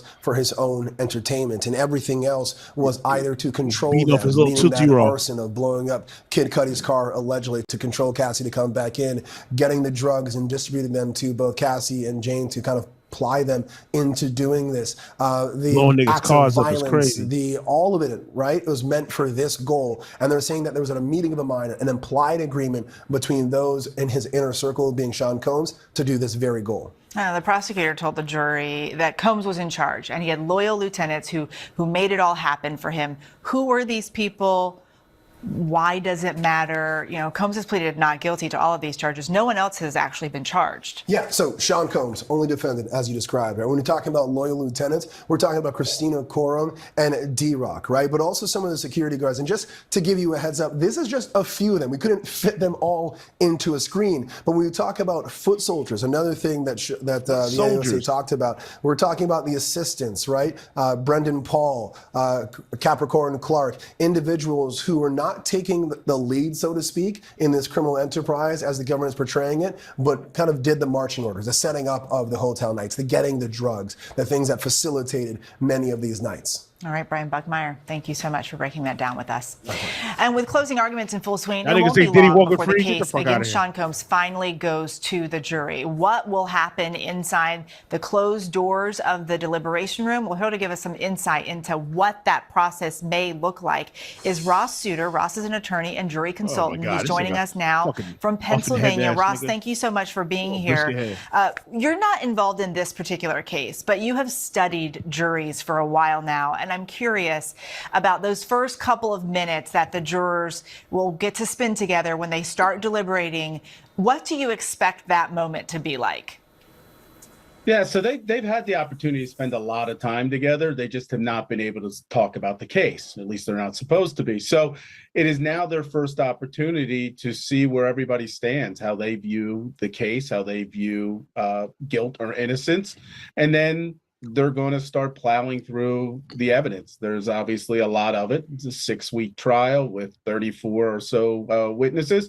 So there's a lot of information for them to start processing and getting into the group dynamic and start discussing, what do we think happened here? What's our viewpoint individually and then collectively as a group as to guilt or innocence? Let's talk about the makeup of this jury. The youngest juror is just 30, the oldest 74. Some are from the city, others are from the suburbs. What's your thoughts on that? Yeah, I mean, they're all going to have different viewpoints, obviously. They're all bringing different life histories to the table. It's really going to be part of what drives their viewpoint of the case individually. And I step away a little bit from just the actual age demographics and things like that into more, how do they see the world? How do they view this case? I know during voir dire, there was a lot done about how people feel about celebrity and those type of issues. And now we have a jury panel of different individuals from different backgrounds. And they need to collectively now come together and come back to a group decision. I'm curious because every witness that these jurors saw was called by the prosecutors. Do you think that will have surprised them? And how might that weigh into how they view this case? I'm not sure if they'll be surprised per se. I know people generally understand that it's always the burden of proof on the prosecution. So the defendant doesn't have to put any evidence out there. And as it was stated earlier, their role was to punch holes in the evidence the prosecution was submitting into evidence. So it's a strategic, calculated risk to not put somebody up there, and you hope, or you're minimizing the risk by staying defensive, but still at the same time, you don't want that silence to be equated as to some type of admission of guilt. Ross Suter, thank you so much for your insight. Still ahead, after more than 6 weeks of testimony about alleged sex, drugs, and violence, we're going to break down the prosecution's closing arguments. Stay with us.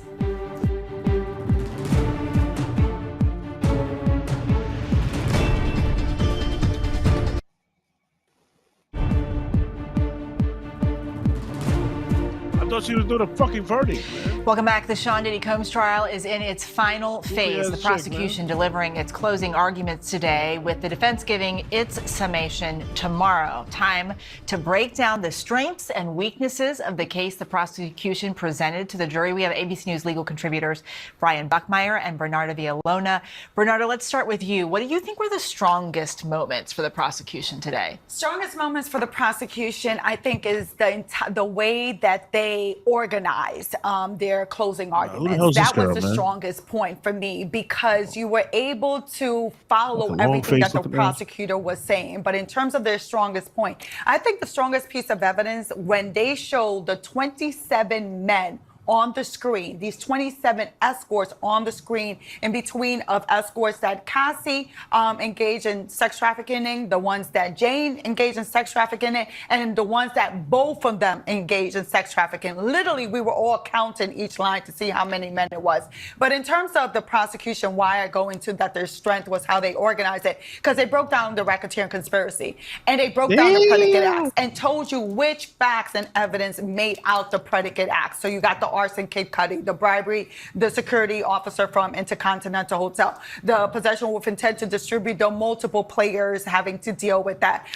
So breaking that down, and then also me going into forcing this jury to know that all they have to prove is just one predicate act. So, for example, the possession with intent to distribute. How many times did Sean Combs give drugs to Jane, to Cassie, or had Jane bring the drugs from California to Florida, or gave the packet of drugs to Brendan Paul, or anyone he gave drugs to? All it takes is one or two. You get two of those possession with intent to distribute, and you make out the racketeering conspiracy.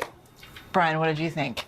I think the organization was great. And the reason why I think it works out to their benefit is because what you want is that the jury gets into the deliberation room and they use your roadmap, not the other side's roadmap. And they march through the case in the way that you told them to. You give them the tools and the way to operate through it. And I think what's really going to help them out, and the defense will do the same thing as well. Any good attorney does, is you mirror the language of the charge that you know the judge is going to say later on. Man. And so when you say it once, and then the judge tells the jury, this is how you're supposed to look at the case, then they're like, oh wait, didn't Brian or Bernarda say this exact same thing? Maybe get Bernard out of here, B. The organization is what really helped them here. Yeah.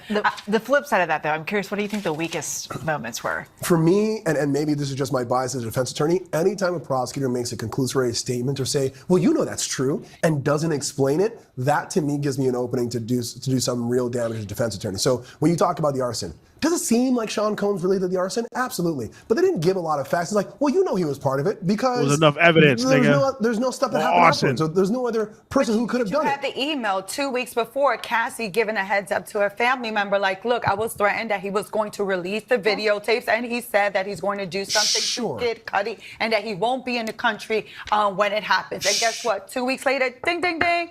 Cars blowing up. But you also know that Kid Cudi was with his ex-girlfriend's sister at the time. You also know that there's potentially female dating on it. You don't know who Kid Cudi is dating also. That could have been the crazy ex-girlfriend there. You could have eliminated that as an option by giving facts to do so rather than just leaving it. The other thing, the voice note where Sean Combs says, you don't want me to ghost you. She says, oh, he says he doesn't want to ghost you because he's going to stop paying rent. How do you go from you don't want me to ghost you to he means I'm not paying rent? These are conclusions that they're making of their own that I think opens them up for a defense attorney to say, here are logical leaps that they're making that you don't have to, and this could raise reasonable doubt. Or were there weak moments that you were concerned about? In terms of the weak. Wait, so who's Jane? Is that girl? Yo, who's the Jane? Is that the girl that 50 Cent baby mother? She was like, Diddy's paying her rent, and he's still paying her rent to this day. And Diddy be tricking, bro. Yeah. That's half a million. This $100K a month rent he paying. I don't know why is he still paying that shit? That's crazy. Why the fuck he paying that chick? He's still paying that girl rent? Jane Doe? I know it is Daphne or some shit or whatever her name is. Let's get back to this video, man. Weak moment. Well, one thing, just stylistically, that she was reading from her binder when she was projecting this closing arguments to the jurors. I don't really like the reading part because I want to engage, have the eye contact, and have the jurors looking at me and me looking at them, and we're engaging in a conversation. But in terms of evidence that she put forth in her arguments, I think the one having to deal with Bana and Mia, because we know that those were the weak witnesses in a sense, not really Mia, but Bana, because of that issue of credibility, having to deal with being dangled from the 17th floor, and that there was an issue with the date. But also in terms of not telling this jury how to evaluate credibility or believability, because they're taking for granted that just because I tell you this is the evidence and it's coming out of their mouth, that it's necessarily true. I think they should have explained to this jury, you're going to have to evaluate credibility of these witnesses. And this is how you evaluate credibility of these witnesses, what motive or bias or inconsistencies that they had, where you know that you can believe them because of the lack of motive or no inconsistency, or if there is an inconsistency jury is a minor one. So those parts, because you do have the ones that it's corroborated, that's easy for a jury. A jury could be like, there's corroboration, so I believe that part of her testimony. Do you think the defense tonight is tweaking what they were planning to do for trial? Absolutely. I would be shocked if Mark Anifilo gets more than 4 hours of sleep tonight. Right. I think he should be getting the transcript as quickly as he can. And in situations like this, as a defense attorney, you better have had a great relationship with the court reporter who's making the transcript. Those are arguments tomorrow, man. What about tonight, nigga? When you're done, I don't care how raw or how unedited it is, I need that transcript because I'm going to go line by line, looking at those statements that Bernardo brought up, looking at those conclusory statements, bringing in other facts and say, this is where they're wrong. This is why their interpretation of this is wrong. And then trying to poke holes in that in many ways as possible that is unimpeachable because at the end of the day, AUSA Comey is going to come up for that rebuttal. Yeah, and that's exactly it. The government gets one more chance at this after the defense is done. Brian Buckmeyer, Bernardo Villalona, thank you both for being here with us. Coming up, a closer look at what people are saying about the trial that has captivated the nation's attention. Stay with us. Let's bring in Lisa Evers here. We're learning right now, Lisa, that apparently bond has been denied. Okay, well, I don't know if that's getting it. Let's use this one. Let's get Jeremy here. Yeah, Jeremy, can you come back in here when you get a moment? So what we had been positioned for was an argument that because the jury found Sean Diddy Combs guilty only on the lesser of the charges, that there was a presumption that he might be able to go home. The judge even asked him at one point, I imagine you don't want to go back to MDC. He nodded vigorously. Right? Let's use this microphone. I'm not sure if that one works. And Jeremy, if you'll come in here too. Should we start with Jeremy's reaction? Jeremy Sallin is with us. He's a criminal defense attorney and former Manhattan prosecutor. And the bail, the news is that bail has been denied. Yeah, that the judge. So there is the law, the statute says in substance that bail would be denied, meaning that he goes in and stays in. There's not an exception. For example, there could be an exception where the prosecution says we consent, and there's other pieces to it as well. There could be a danger to somebody or not, but the bail being kept as it is not necessarily atypical because of the law, though one would believe the fact that he was not convicted of the top charge, and it's been a reduction, and people do walk free and come back and RROR'd. Well, keeping the bail as it is means there's no bail. Right. So he's remanded, he's held without bail. So this doesn't change the potential sentence, obviously, because it's still up to 10 years, but for the immediate gratification purposes of getting out, doing what he needs to do and fighting this from the outside in terms of preparing for that sentencing, now it's been stripped. And let me just add, this morning the prosecution was very adamant about wanting to have this extra time to present their argument to the judge, and seemed obviously they were disappointed with the verdict. It was very visible and very obvious, but they wanted to keep him behind bars, and they said, Your Honor, we need several hours to really get this whole argument together for you, and that's pretty stunning. But again, I think you have to go back to what the law is and what it allows for, and generally speaking, barring some exception, the Bail Reform Act says you're staying, you're not just getting released. He was convicted of a crime. I think people, rightfully so, are disappointed and have questions from the public's perspective when you have such a horrific allegation that is not proven or substantiated beyond a reasonable doubt, and summarily, we're not talking about on the cusp. That's a pretty quick verdict that I think fooled many people, thinking that there might have been a sex trafficking conviction. He's walking scot-free in terms of any allegation of coercion, force, fraud, violence, but he's still in custody. Okay, so Jeremy, can we just ask Jeremy, was it a difficult decision for the judge legally? I think the judge is not finding any exception in following the law, and that's why he's staying there.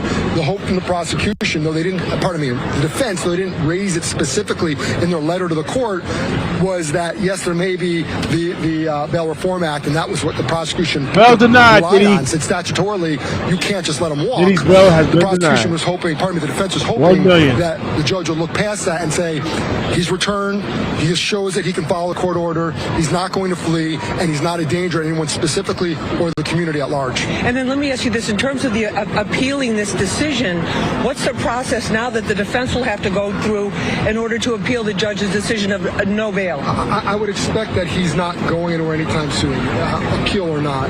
I think that they're going to follow the judge. I haven't heard what the judge said, so it's hard for me to just speak on an island here, but based on the law as we know it, I think the judge has ample ground to stand on and make this decision. Let me answer that. Our Sharon Crowley has been watching this and telling us us right now. The judge says that the government was correct that the detention is mandatory for a Mann Act conviction, what you're indicating, and the judge said that the limited exception to mandatory detention was not met.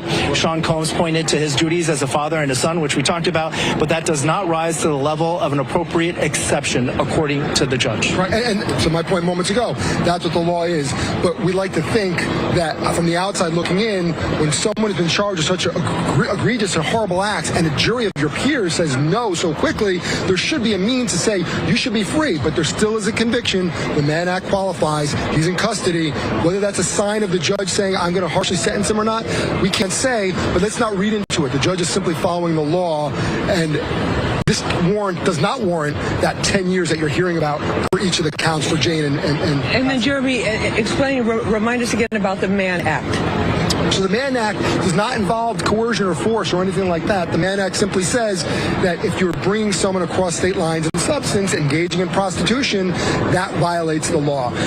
I look at this case, not to really go too far off. This really, especially when you hear this verdict, should likely never have been in that courthouse. If anything, it should have been in that courthouse, meaning 100 Center Street or something similar, in a state courthouse for domestic violence, for abuse, for things that physical abuse and assaultive behavior, those types of things. But now we're here. It is what it is. But I think the prosecution really got humbled whether or not the judge is keeping Sean Combs in. No, 100%. So now tonight he'll be spending the night in MDC. It's hotter in there than it is out here, certainly for him.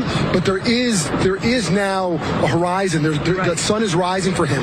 There is an out, and I'd like to think, based on the evidence and based on the finding of that jury, that out will be reasonable. And the defense said maybe 20 to 24 months. The prosecution is saying at least 50 to 60 months, even more. Where the judge falls, I don't know. But there's freedom for a guy who's looking at life in prison, which is unbelievable, whether he's in jail tonight or not. And you told us that there's no minimum with the conviction, the prostitution conviction. Correct, but there are guidelines, and the judges generally follow those guidelines. His ability to move along them and go up or down. But I think we have to look at what the evidence is and remember that the prosecution can still bring out in sentencing, though you could not do that in a state court, all of his other allegations and the evidence there that was not supported by the jurors who said not guilty, because it's not proof beyond a reasonable doubt. It's sentencing. It's not the same standard. Right. But do I think he's going to get 10 years? We've been wrong before. No, I do not. There is an out for him. All right. And we'll continue watching this closely. And so that's it. That's it for now. That's it for tonight. Yeah, just to sum up, this has been a day of news on the Sean Diddy Combs case. First, the jury came back and rendered a not guilty verdict on the heavier charges of the indictment. And then there was this talk about whether or not he would be walking out of here. There were a lot of reasons why some people thought that might actually be the case. But at this point, we've just learned that the judge has denied the application for bail, which means instead of walking out a free man today, Sean Combs will have to wait. And the judge noted, we're told right now by Sharon Crowley, that one. All right, we got it. Diddy ain't walking, nigga. Diddy ain't going home tonight, nigga. It's over. Bail denied for Diddy, man. I mean, he got not guilty for the crazy record, the drug trafficking and all that shit. So he should be good. And the racketeering and sex trafficking. So he should be good. You might get a couple months. I don't know. I'm not a law expert. I'm not a lawyer, so. Everybody want to be lawyers all of a sudden. Let's get to this next video. Oh shit! So go to, you got different perspectives of this video. Give me a second. Let's get to this shit. What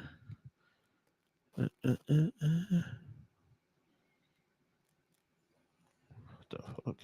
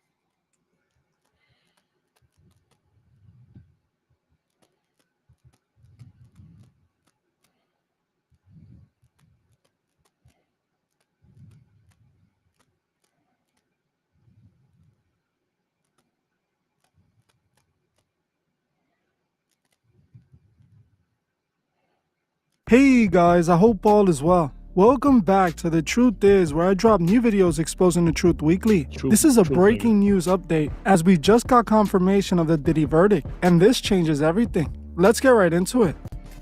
For the last month, we have been talking about the Diddy trial and all the drama that has been going on with it. So much stuff has come out in the trial that we were all expecting Diddy to be put away forever. What I was complaining about was the fact that none of Diddy's accomplices were ever named in the trial. Not a single celebrity accomplice was named in the trial, and that had me worried since the beginning. When I saw the courts protecting Hollywood, I started getting a feeling that Diddy was going to get away with this.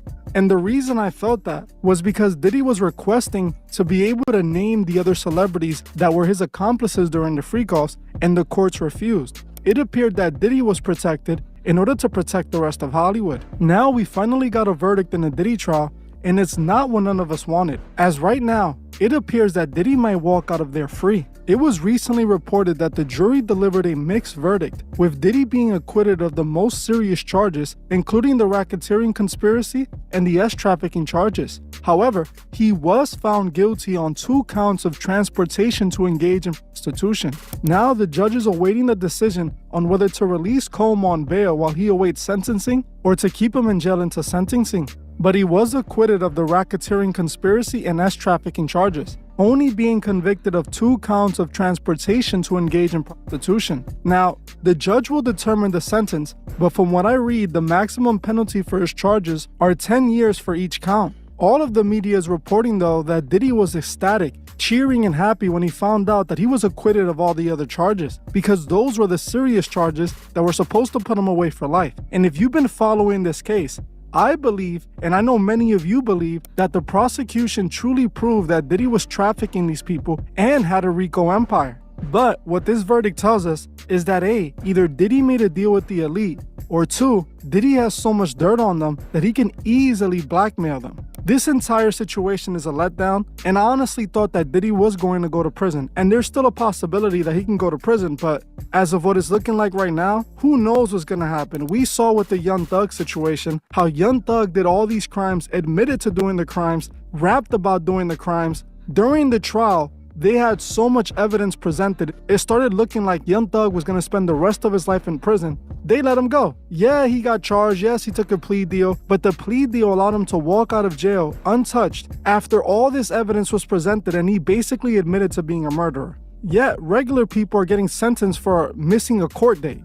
You know, the difference is these people are Masonic puppets. These people are a part of the Masonic system. And like I've said before, the Masons help each other every chance they get. Remember this interview that Bill Cooper did of another Mason who infiltrated a lodge? He admitted himself that the Masons protect each other no matter what. He stated that when a Mason goes to prison, all the Mason has to do is let the judge know that he's a Mason, and if the judge is a Mason too, which he likely is, they let the person go. When you're speeding down a highway and you're stopped by the judge made a basic because Diddy's still in jail, nigga. What happens when he sees the Masonic emblem on your windshield? Usually what you have is a direct turnaround in attitude. I myself am a young man. I get hassled by cops a little bit. It seems like they always have cop an attitude when they pull me over, but when they see the Masonic square and compasses on my car, and most importantly when I flip out my dues paying card, a card that all dues paying Masons carry, the police officer, well, let me just put it this way, I've never once got a speeding ticket or a traffic ticket or have even been harassed in any way when they have known that I am a Mason. Now, what happens when a Freemason goes into court against someone who's not a Freemason and the judge is a Freemason? Okay, well, you have a very subtle interaction that goes on. All Masons are taught secret signs and secret words and secret phrases and this is some of the most, this is what they don't want revealed more than anything else.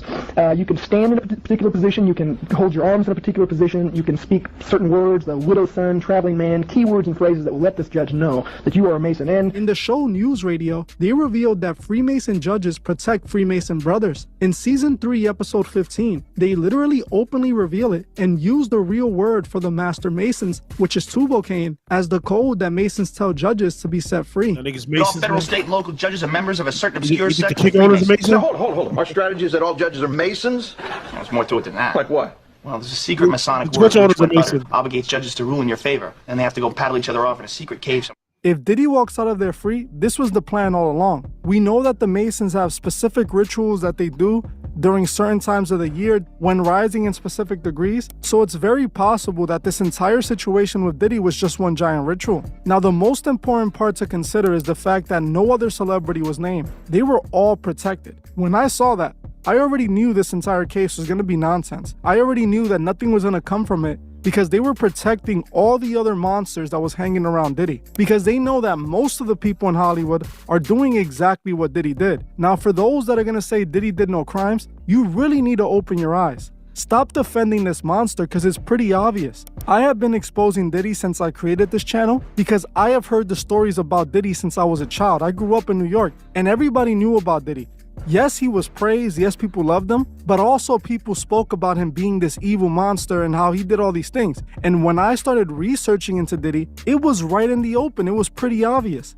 Diddy definitely did all the crimes he was charged with. That's 100% obvious. The women basically admitted that they were used for his freak-offs, whether they wanted to do them or not. Now, yes, some of them consented to it. Yes, some of them wanted to do it. But you guys have to use your brain.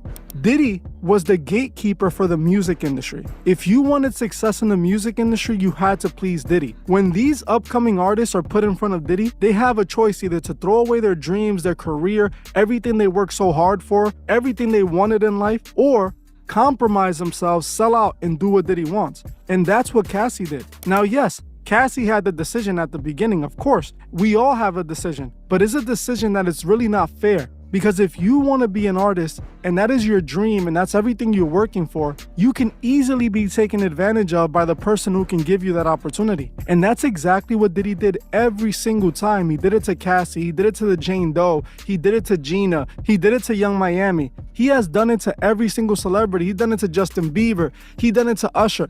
This is how the industry hazes and initiates its new members. This is what Diddy has been doing to everyone. You can't put all the blame on Diddy, but you can definitely put the majority of the blame on Diddy and partial blame on Cassie and other victims because yes, they did choose this, but they weren't given much of a choice if they wanted to have the career that they wanted. This is not just Diddy either. Hollywood is doing exactly what Diddy does. From the beginning of Hollywood, there has been men that make women and other men do compromising things for those top spot opportunities. That's why so many of these celebrities, when they get to the top, they start being corrupt like that because they have to do it to the others. That's how they keep the system going. Now, I honestly feel that Diddy might be left free now, and I'm honestly truly disappointed. I'm actually hurt about this because for a moment, I actually thought that there was going to be justice for all the things that this man did. But like I've said before, it was never justice for the sake of justice. It was simply justice because the elite had an issue with Diddy, which most likely he solved now. You know, he was in there with other billionaires, and it's likely that Diddy fixed his relationship with the Masonic Order.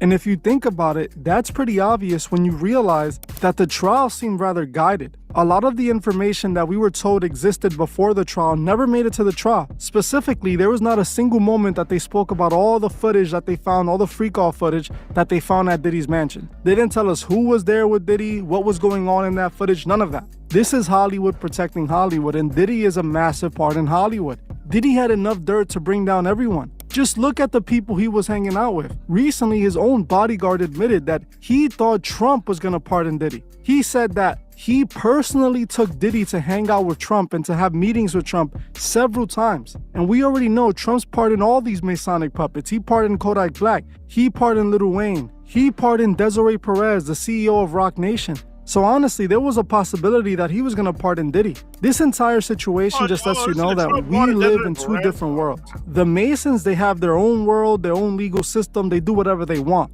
We, on the other hand, are oppressed, we're taken advantage of, and there's nothing really we could do. Now, I'm gonna keep on following this trial to see what other updates come in. We're gonna see if Diddy actually gets sentenced to the 10 years or 20 years, whatever they're saying they're gonna sentence him to. But chances are, let's be honest, sadly, it's looking like Diddy is gonna walk. It's looking like they're gonna let him go. They'll probably give him probation or something like that, and parole, whatever they give you, and he's gonna walk free. And unfortunately, he's gonna be back out there, and you know it for a fact. In the first 24 hours, he's gonna have himself a freak off. He's gonna have all these sex magic rituals going on, and it's looking like a lot of you guys were saying, that this was just all scripted. This was all just nonsense. I tried to see it for what it was. I tried to understand. Honestly, at the beginning, it did look like the elite had turned on Diddy, but now it just looks like another nonsense ritual that they had going on. I want to know what you guys think below. Do you think Diddy's going to be sentenced to the 10 years, or would he walk free? Well, that's it for this video. I want to thank you all for watching, and I'll see you guys in the next one. All right. Yeah, so he's saying Diddy's going to walk free. So if Diddy walks free, then it's obviously a setup.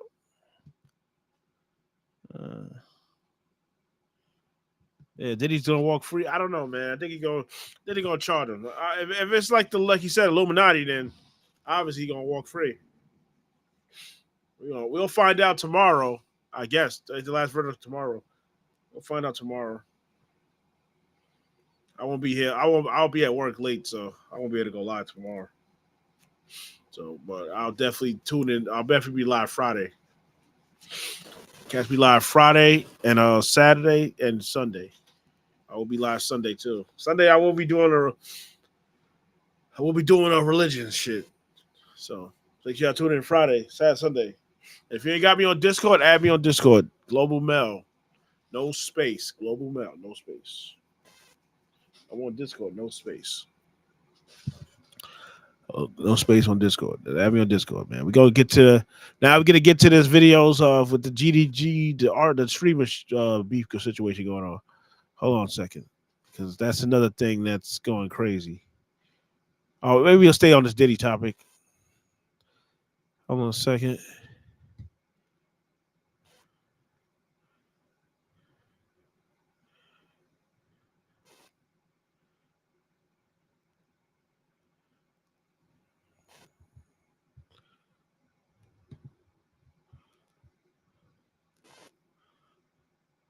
What the hell?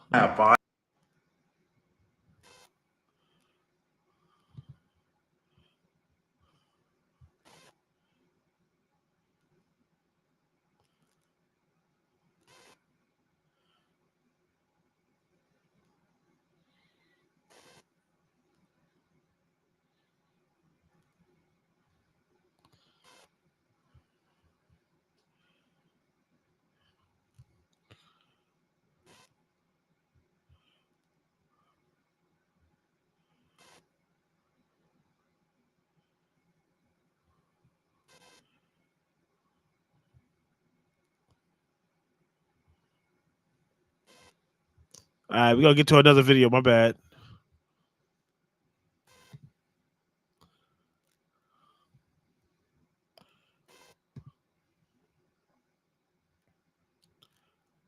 Right? Almighty J, formerly known as YBN Almighty J. Now, Never heard of YBN it, Almighty J, or just J or Almighty J, whatever he's going by now. I remember he was trying to come back into rap with a new name, new presentation, and all of that. But number one thing I do know, sidebar, that they need to bring back YBN when GTA 6 comes out. That's how y'all are going to become millionaires, by the way, or multimillionaires again. Okay, so back to the topic. He came into this DDG beef with Rodney's son, Lil Rodney's son, or Reggie. And this dude, Lil Rodney's son, went in on Almighty J. So I'm going to play you guys that clip first. Almighty J says he top 5 worst rapper of all time. I feel like Almighty J, you're so ass that you're not even top 5 worst.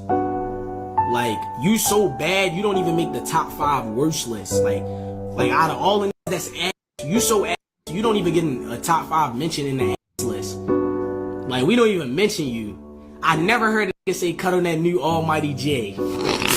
Never even heard of this nigga. I mean, is he wrong though? Like, when Never even heard of this dude. So if I told somebody to name 100 rappers in the 2010s or of the SoundCloud era, 100 rappers, do you think, number one, naming 100 rappers would take a long time, but do you think that they would even think of Almighty J? I don't think so. So he might have a little bit of a point here, but this thing gets worse because Almighty J, he does what he does. Now, if you guys remember, one of the things that boosted Almighty J's perception, if you want to call it that, he was a young buck, was him getting with Black China. I think this is after she was with Rob Kardashian. I don't know if it's before or after, but I'm almost certain it was after. Yo, this she bitch was is with not him cute. in the She looks like same Mad era where BBL. Tyga was with Kylie. And That's not a Almighty flex. J came in behind that, like 2018 This or nigga- after yo, that. this nigga Glazer, So that's Almighty not a J flex. comes back, and Not a flex, yo, dude. this is crazy. He's chopped. This is not a flex. How easy this shit game for niggas to stop playing me. This little shit one DM away. This little shit one DM away. Say one more thing about me online, Reggie. That's not a flex. Take somebody girl. Troll me that one more girl's time. not even a real girl, though. Troll me one more time. Say one more thing How about would my that music. hurt you Troll me one more special? time. On my life, I'ma fuck this bitch that you be on stream crying about. So in that clip, the person he's DMing is the ex-girl of Reggie, a.k.a. Lil Rodney's son. Let's call that nigga Reggie, And I'm man. like, yo, they're moving like that? It's not that serious, That's really. crazy. Especially because Almighty J, it's Almighty J. That's what I'm saying. Like, this is Nigga, like a nobody knows him. 2018 type of thing. Now, man, and the chick's like, I'm in Houston. What's up? And this is the funny thing.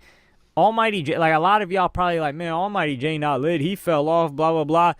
2 DMs. And she's already moving like this. And this is a type of chick in your city where you're DMing her, you're liking her photo, you're commenting. If you're commenting, that is crazy. That's even Yo, it's crazier. 3 or 4, my nigga. Come But on. yeah, you're following her every day, and then here comes Almighty J. All that time that you spent probably still in message request, not even message requests, hidden requests. They just keep adding a new request folder and down bad.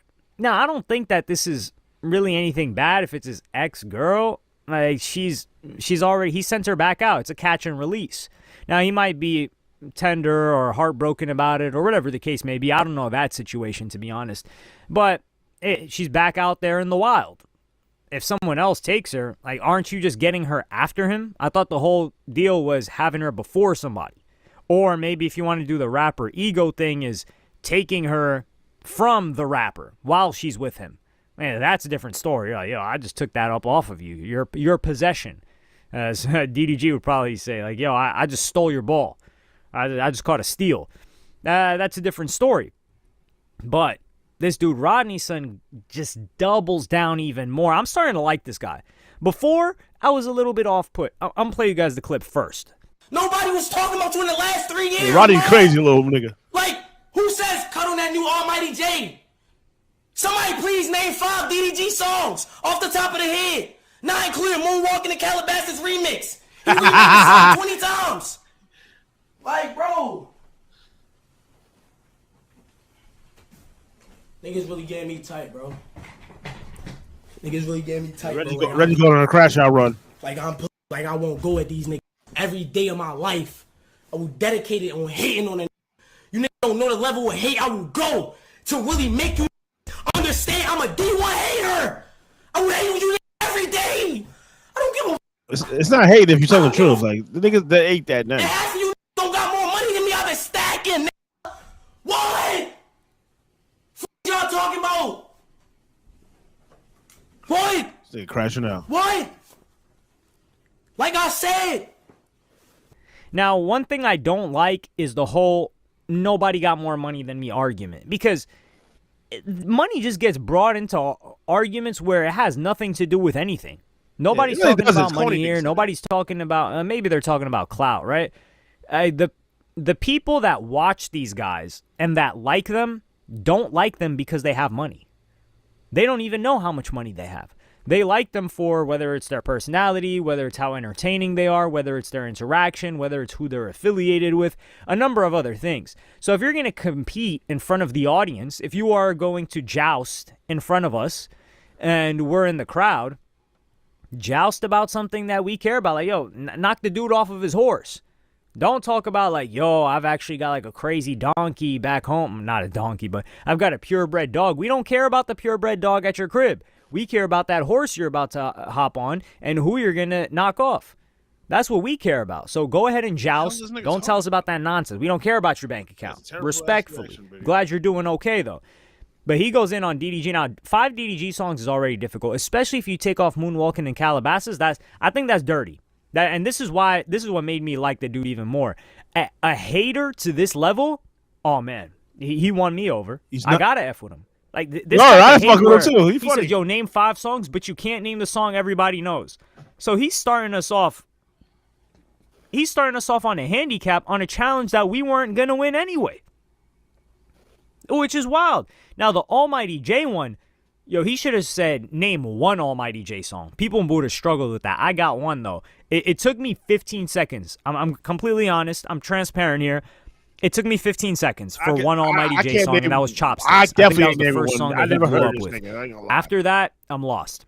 I couldn't name an maybe I did. Almighty J It was him, mixtape. I couldn't name an Almighty J EP. And I know I've listened to at least 5 unique Almighty J songs. You better than me, in nigga. the past 6, 7, 8 years. But I couldn't name more than Chopsticks. And I had to sit down and think for that one to come out. I think most people, you just tell them, gun to your head, name 1 Almighty J song. It's over for them. They're going to say a prayer, say goodbye to their mother and father, and it's going to be that. That is true, though, as well. Nobody on God's green earth has ever said, cut on that Almighty J. Well, when Chopsticks came out, they were definitely saying that. But, yeah, since this decade, no way. Nobody. I think, now, unfortunately for Almighty J, he got screwed over because I think it was Lil TJ's people or whoever had jumped him when he was in New York. Somebody had gotten him jumped, and he got beat up so bad. I felt really bad for him because he was a young dude. It was bad. And I think that hurt his image because he was with Namir, and they were coming out post-TK, and there was kind of like this image of like, yo, these guys aren't to be played, not to not be played with, but it was going to hurt their image. But Almighty J comes back with boss moves. I respected this. I want to play you guys this clip right now. Another thing. Since you talk about your song, right? My song got 2 million Udu. The producer that made that beat, my producer, Reggie, he's under me. Shout out Macheo. He's under me, Reggie. The producer that made that beat to that song that you dropped on stream, my producer, Reggie. Hold on, chat. This ain't got more money than me. I got more money because I've been stacking. Why you didn't pay Macheo for that beat? Chat, go on Spotify and try to find that song. I'm going to show y'all how pussy I am. Why you didn't pay my producer for that beat, Reggie? On my life. Why you didn't pay Macheo for that beat? You been stacking and you getting money, right? Why you didn't pay Macheo for that beat, Reggie? Nigga, Chat, go on Spotify and gotta try to love find that nigga song nonsense. Right, I'm going to show you how much of a pussy and a whole ass I am. Now, I didn't even know this Reggie dude rapped, but this just goes to show you, like I said earlier in the video, Almighty J is a hustler. I didn't know Almighty J got producers signed under him.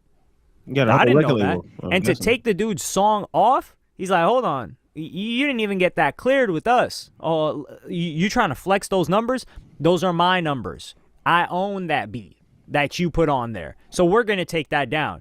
Hey, this is boss stuff. Because he's saying, yo, whoever said cut on that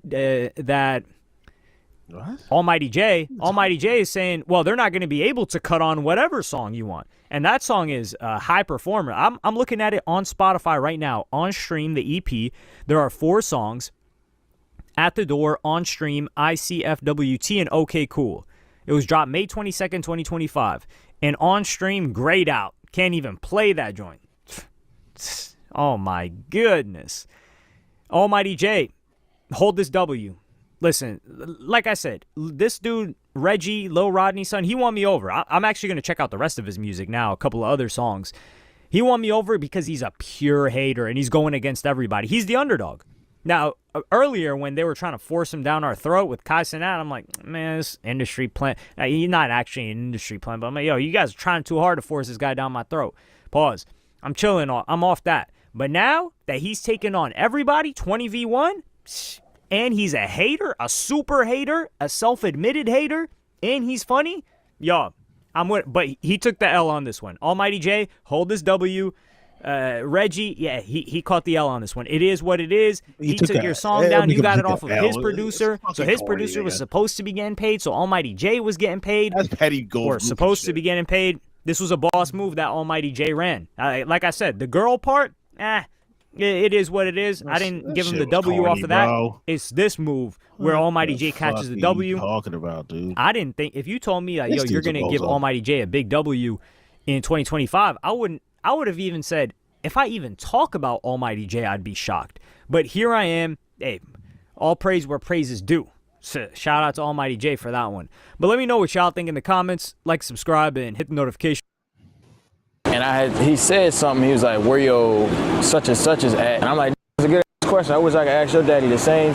After my previous video already talking about the Lil Rodney's son situation, he has still been crashing out recently on the internet, but all of his energy, instead of being directed at multiple different people, has been focused all on DDG recently, with him even taking jabs at the situation with his son. Then keep talking about how I don't have a dad. Where your son at?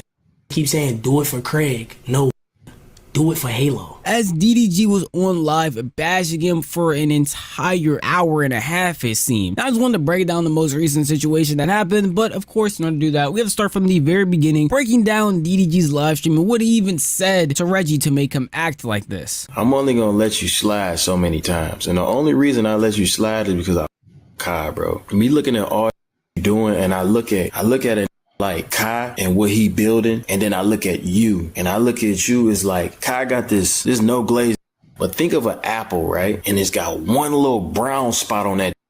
Reggie, that brown spot, bro, like especially for that whole house of building, like all Reggie do is smoke all the time. He don't do nothing high production, productive, nothing.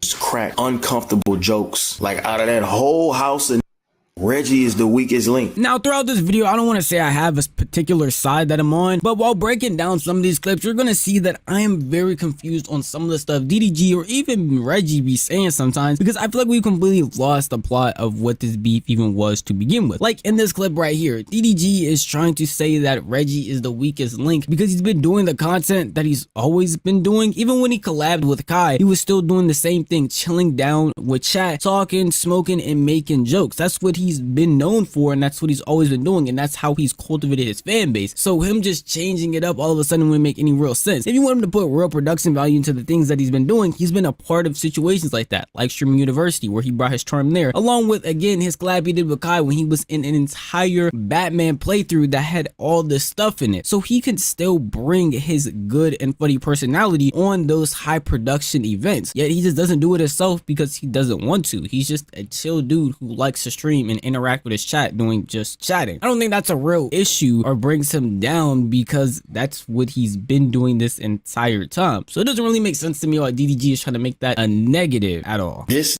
thinks he's 17. That's his problem. He thinks he's 17. You know what I mean? So it's like, think you a kid, bro. You're a grown man. Just how I box a 25-year-old, I'll box you too, bro. Like I've been letting you slide because I with everybody. We got mutual homies. You putting Kai in a weird position where he got to choose sides. Oh, do I choose that I didn't put on and I'm building this content house with these, or do I say, you know what I'm saying? You putting Kai in a weird position for no reason because you want to clout chase and create this. I don't want to go this for this with you.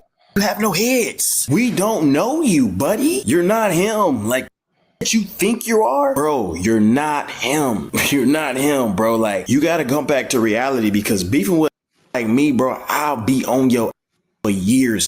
What you're not getting. I feel like in some of these points, DDG is partially right. Yes, Reggie does say as a grown man a lot, but in that same vein, is also a grown man going back and forth with DDG. If that's what he means by that, then that's understandable. Actually, fighting over some streamer beef is genuinely sad, in my opinion, especially when it's something that literally is just a misunderstanding. Where I think DDG has a little bit more validity is putting Kai in a bad spot. But in that same situation, Reggie would probably just tell him to just stay out of it. Like he's been telling DDG this entire time, hey, it's not really any of his business, the things that are going on, the things that he's discussing. If you just stay out of it, there won't be a real issue. You don't have to pick a side if you just let these two people handle it themselves, which is what I assume Reggie is trying to have happen. Even the other people that have been involved in this that haven't been called out by Reggie and just inserted themselves, he hasn't really said anything much to them unless they said something directly to him, like Dub being DDG's brother and Lil Mike, who also said something direct. Everybody else has just been having a pass and just reacting to it as if it's pure entertainment, which I mean, for people like me, it definitely is. This is one nigga, bro, that you might have jumped the gun of giving him an opportunity or putting him on. This the type of nigga, bro, if this nigga asks you, hey, Kai, can you come do this mukbang with me real quick? That nigga be like, and you be like, nah, I gotta go somewhere. I gotta do something with this. He'll fuck around and say, fuck Kai.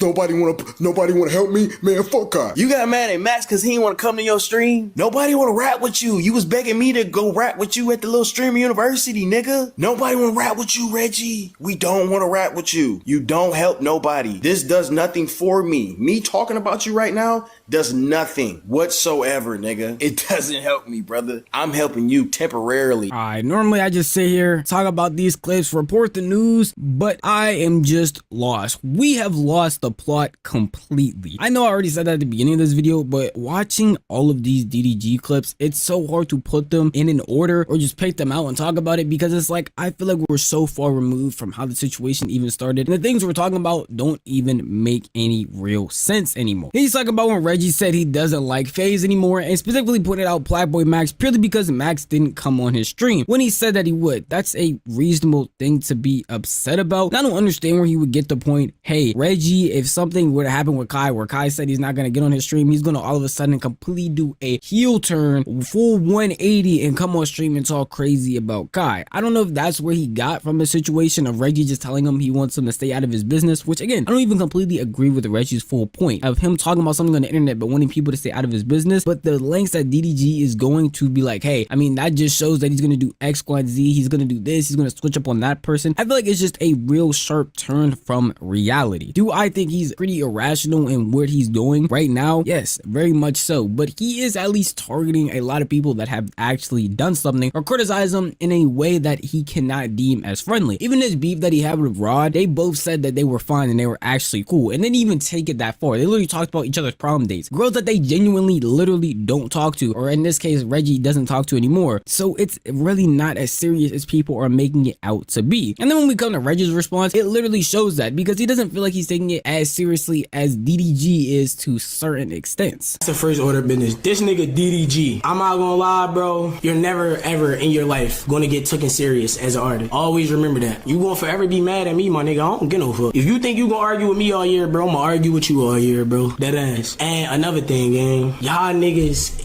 are fake demons. Like, that ass. Dub streams every day with a fucking hat on. Take your hat off, nigga. These niggas is hat fishing, bro. Dead ass. That nigga Dub never take his hat off, bro. I'm not arguing with no nigga. Let me relay what he just said in those clips. He called DDG and Dub fake demons. He said Dub be hat fishing, and he said DDG's music will never be taken seriously. But on the other hand, when DDG is on stream, he's talking about him switching up on his day ones. He is talking about him not actually being cool with Kai and all of them, sucking Kai's dick too much. It's like, I feel like we're in two different realms when this comes to this beef right now. Because Reggie, although yes, he is literally sending shots at DDG is taking it to the extent, which is something he said Reggie would do, but he's really not. I mean, later on, he definitely does. I mean, y'all saw this intro. But currently, as it stands, the clips I'm showing you, and even a little bit before, like my previous video, he kept it related to like his music. He didn't take it nowhere too far. He literally was just talking about his music and them being fake demons and starting internet beef but wanting to box. That's as far as it went. There was never anything that was even remotely that serious. He says,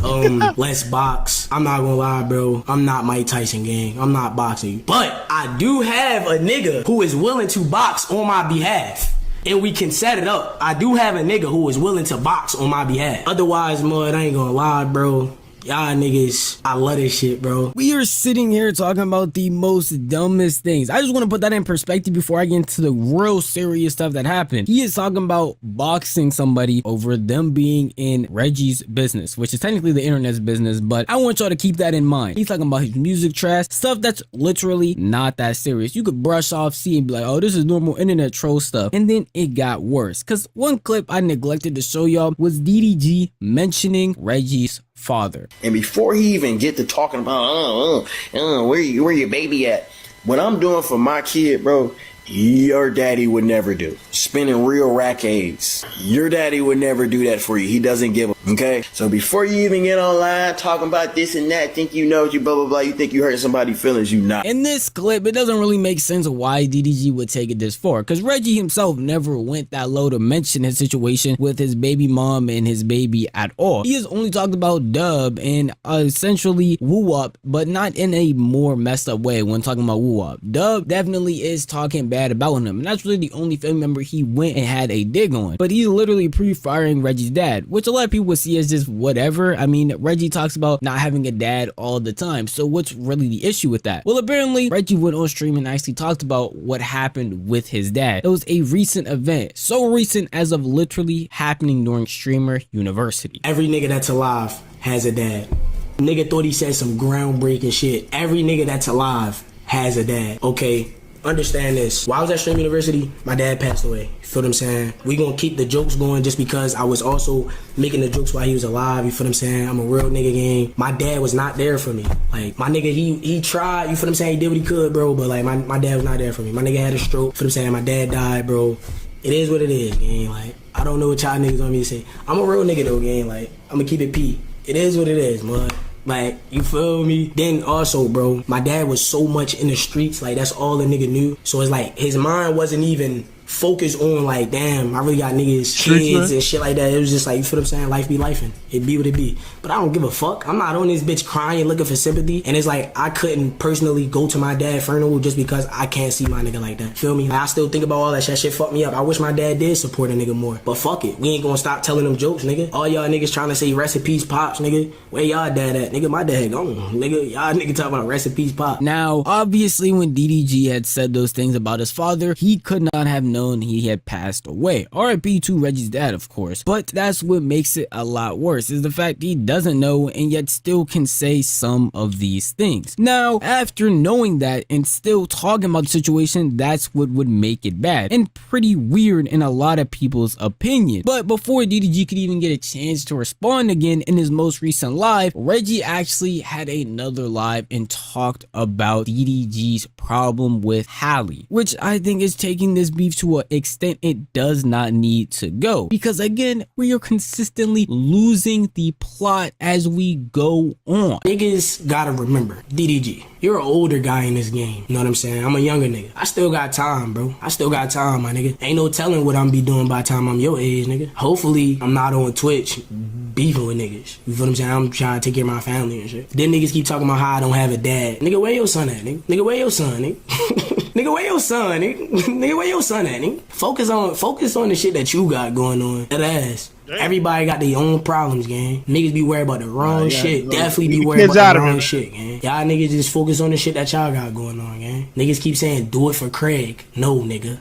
Do it for Halo. Saying and doing things like this is taking it to an extent past internet beef. Taking a jab at a genuine situation that DDG has to deal with that is literally serious with his child. I feel like it's a very weird of Reggie. Keeping the shots normal, talking about his music, talking about, hey, he's not really going to make it anywhere in that regard, is something that you can keep to the internet. But once you bring it to his actual family, I feel like that makes it very, very weird. Even though DDG did say those things, don't get me wrong, he is justified, but he was unaware. And where I would say Reggie is justified now is the fact that most recently, literally as I'm making this video, so the clips are going to be pretty bare, DDG has went live with the title talking about Italy Day 3 after already knowing Reggie's dad has passed, saying Reggie's dad is gone, and then going to say a couple of crazy things on stream talking about he does not care that his dad passed away, and he's going to keep talking about it as if that's a normal thing. And for people that's worried about the title, I have lost all respect for that little ass boy. I have no respect. I'm ready to go as low as possible. You go low, you bring my family into it, I bring your family into it. That's just how I go. It's fair game at this point. And y'all know I don't never be trying to take shit this far, but he leave me no choice. You feel me? And I ain't gonna lie, like I'm not gonna specifically speak on nothing because I just don't want to have anything correlating. This is all the skit, by the way, all fake drama, just for the benefit of views and making making money. But this was the bad time to say what he said because I'm doing what, you know, his dad never did for him. And he said something, he was like, where your such and such is at? And I'm like, damn, that's a good ass question. I wish I could ask your daddy the same shit. We have lost all bounds of respect in this beef. I don't understand why it had to be taken there first by DDG and then Reggie doing it 10 times deeper. And now DDG on live talking about all craziest things about his dad, already knowing the real situation that his dad has passed away, and yet he is still digging deeper and deeper, not seeming to care and not seeming to feel like, hey, this all started purely because he commented on a Cash App scam. That's why this all started, because a Cash App scam happened and someone gave their opinion. And now we have people like DDG out here making his deceased father their lock screen and talking about how this is never gonna end unless they get a fade. What time is it? I gotta see the reservation. Is it, you know what time the reservation is? I think like 11. What time is it?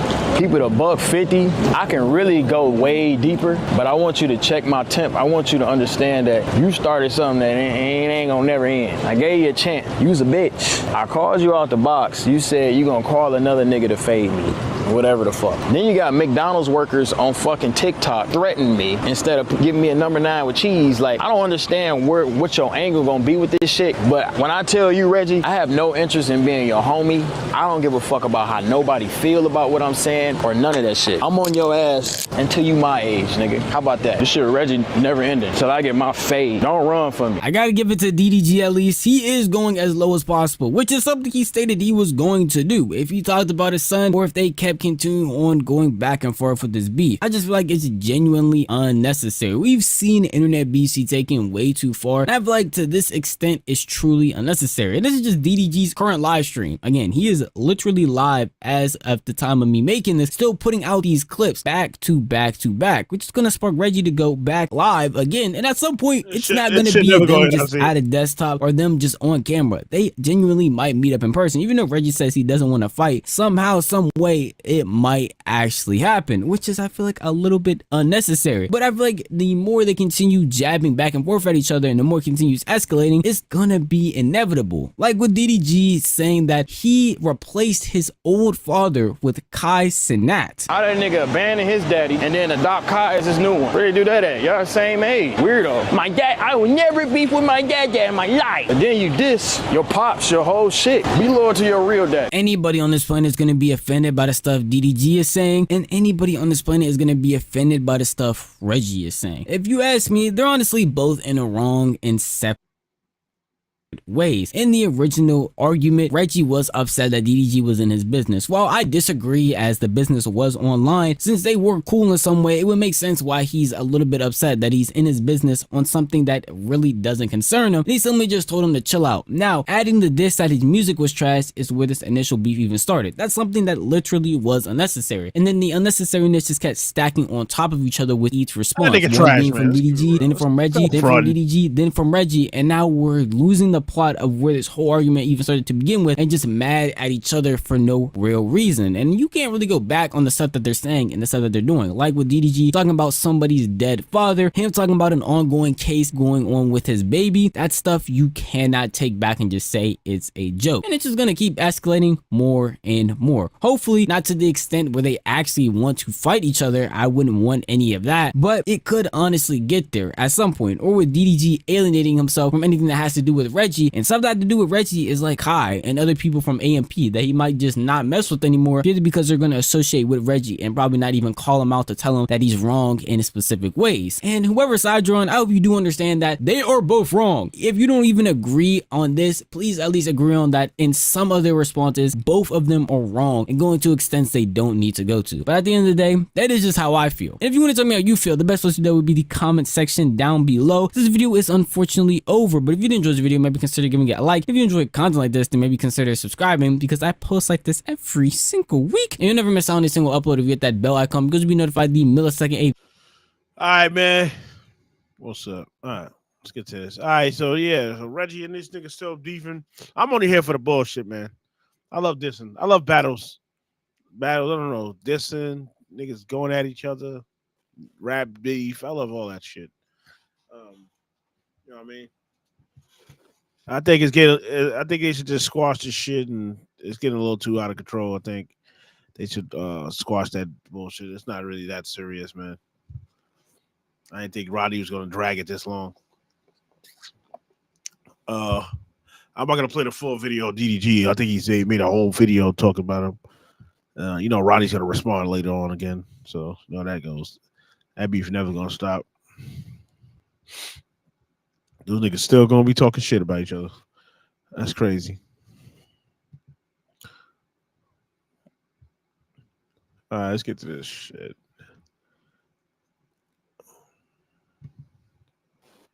What the fuck?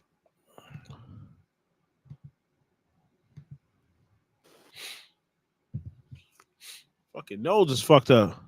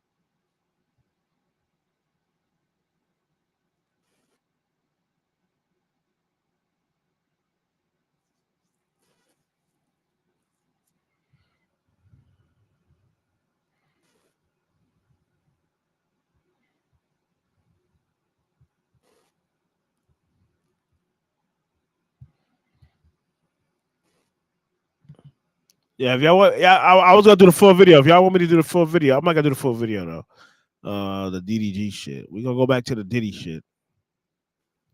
Let's go. Hold on. We'll go back to the Diddy case and whatever. Oh shit.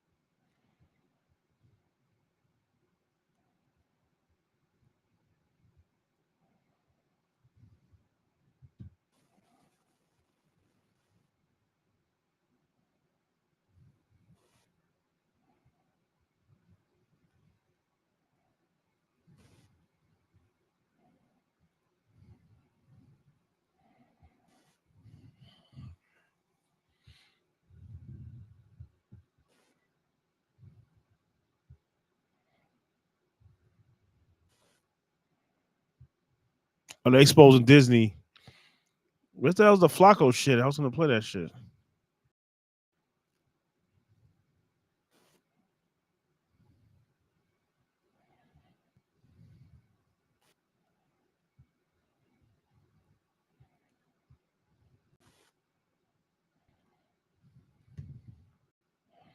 Diddy's bond has officially been denied, and he will stay in jail awaiting sentencing. It looks like Cassie's letter urging the court not to release got a bad Diddy. dude going on. I want to flame this nigga, the but defense that Diddy used in court to essentially have him acquitted on 3 of the 5 charges, that same defense have came back to bite him when he's trying to be free or released on bond pending the sentencing. Diddy's entire defense from the very beginning was actually very strategic and effective. His defense attorneys walked into court and said, listen, Diddy is a bad boyfriend. He's a bad partner. He beat up these women. Yes, if this was a domestic violence case, Diddy would be guilty as charged, but it's not. Them doing so was able to effectively distinguish the difference between domestic violence, bad partner, and an interstate trafficker of women. And the jury ultimately decided Diddy is a bad person, Diddy is violent, Diddy beat up these women, but he didn't traffic them. Well, when the judge is looking at the defense concede in court that Diddy beat up these women and he was a violent person, well, the judge is saying, even if the defendant was solely required to show that he is not a danger to the community, he could not meet that burden because prior to trial, the court denied bail because, he was a danger to the witnesses. And, he sees no reasons to reverse it now, especially, as he says right here, because the defense conceded in court that Diddy was violent. And he would also bring up the instances regarding Cassie at the hotel, but not just Cassie at the hotel. He brought up the instances regarding Jane Doe even after Diddy recognized that he was under federal investigation. The judge states his violence is depicted in the video of Cassie Ventura. The defense admitted this is a terrible moment. Domestic violence is the issue, is what she said. It wasn't only that. There was the London hotel incident. Yes, in London as well. Now, the judge would also say, now this is where you kind of got to look at Diddy like, bro, you tripping, okay? There was violence after the searches in this case. After Diddy's house was raided, apparently Diddy and Jane were still going back and forth and still seeing each other as he realized he's under federal investigation because his homes got raided. As to Jane, there was June 2024 after the searches of Combs' residence. This evidence a disregard for the law and a propensity for violence. The judge is saying, hold on, bro. If this man knew he was under federal investigation and he still whooped on Jane Doe, which is Daffy and Joy 50 Cent's baby mama, if he was whooping on her while being investigated, what would stop him from seeking them out and whooping on them again while out on bond? I can't really argue with that particular logic. My only point is he has to be free at some point. Like, y'all just can't keep using those particular instances from the past to keep this man locked up. Like, what will be the difference between now and let's say in a month when y'all come back and y'all sentence him? So let's just say y'all sentence him to time off. What will be the difference between now and a month later when y'all let him go for time served and probation? Yeah, that like there wouldn't be no difference. So why keep extending the inevitable here? This man, this is his first conviction ever. This man should be let out. It's the Man's Act. He was acquitted of all the serious things. Now, we got a little bit of a peek into exactly what Diddy is looking at here.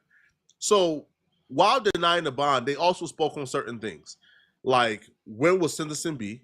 The judge is recommending October. The defense is claiming, hell no, we're not waiting until October for this. Cut it out, Your Honor. And they would also look at the recommendations for Diddy. Now, when you look at the recommendations, it ain't looking good. The judge wants the next sentencing to be October 3rd at 10 a.m. They obviously is going to put in a request to expedite it, which they acknowledged. Now, the guidelines, the defense team is arguing that the guidelines for these charges starts at 21 months. The U.S. says it's 51 months. Diddy has done 10 months. So if, let's say, it's 21 months, he still has 11 months to account for, possibly probation. But if it's 51 months, possibly still probation, or maybe he got to go ahead and do that. 85%, he comes home. Now, this is where it becomes hopeful, all right? Because the U.S. attorney would even acknowledge that if talks of probation moves forward, then that might expedite whatever they got going on, right? They might give up the argument for having to do, let's say, 51 months in jail to say, hey, listen, man, they might concede the 51 months if he could do the 51 months on probation. So that may move forward the talks to July 8th to where when they come back on July 8th, they will already have an agreement in place and the sentencing can happen soon after July 8th. But if the agreement for probation don't happen, then, they might have to extend it from July 8th closer to that October deadline for the sentencing. Diddy attorneys attempted to make a last-minute plea for him to get released. They claimed that when Diddy hit Jane back, that it was self-defense and that Jane hit Diddy first. See? They claim that Diddy has been a model prisoner with no infractions at MDC. They claim that Diddy's family is here, the kids is here. He just wants to start his new life right now. He's not going to do anything. Now, they also try to make like an emotional plea referencing like the messages that Diddy was sending to Mia and his family, and they show, yo, this man is willing to change. He's not going to mess up his second chance. The judge is still not buying it because the U.S. attorney also said, come on, bro. Like, this whole little, like, self-defense plea right now is laughable, is insulting. Diddy was found with drugs. Like, while he was being arrested, he was found with drugs and allegedly about to engage in another freak-off. This man has no respect for the law. Cut it out, bro. So, you know, the judge said, he agreed with the U.S. attorney. They set the next day for July 8th, and they adjourned court. They're now hoping that a joint proposal for expedited sentencing will make this move forward faster. Now, we will see the joint proposal if both sides kind of get on terms for essentially, like, where they want Diddy at. If they're claiming 51 months and the U.S. Attorney Office says they're open to probation, and probation might make the joint proposal move faster, then we could see Diddy possibly getting out as soon as July 8th, to be honest with y'all. Is that likely? Possibly not. All right, possibly not. Now, do I feel like this judge will let Diddy out?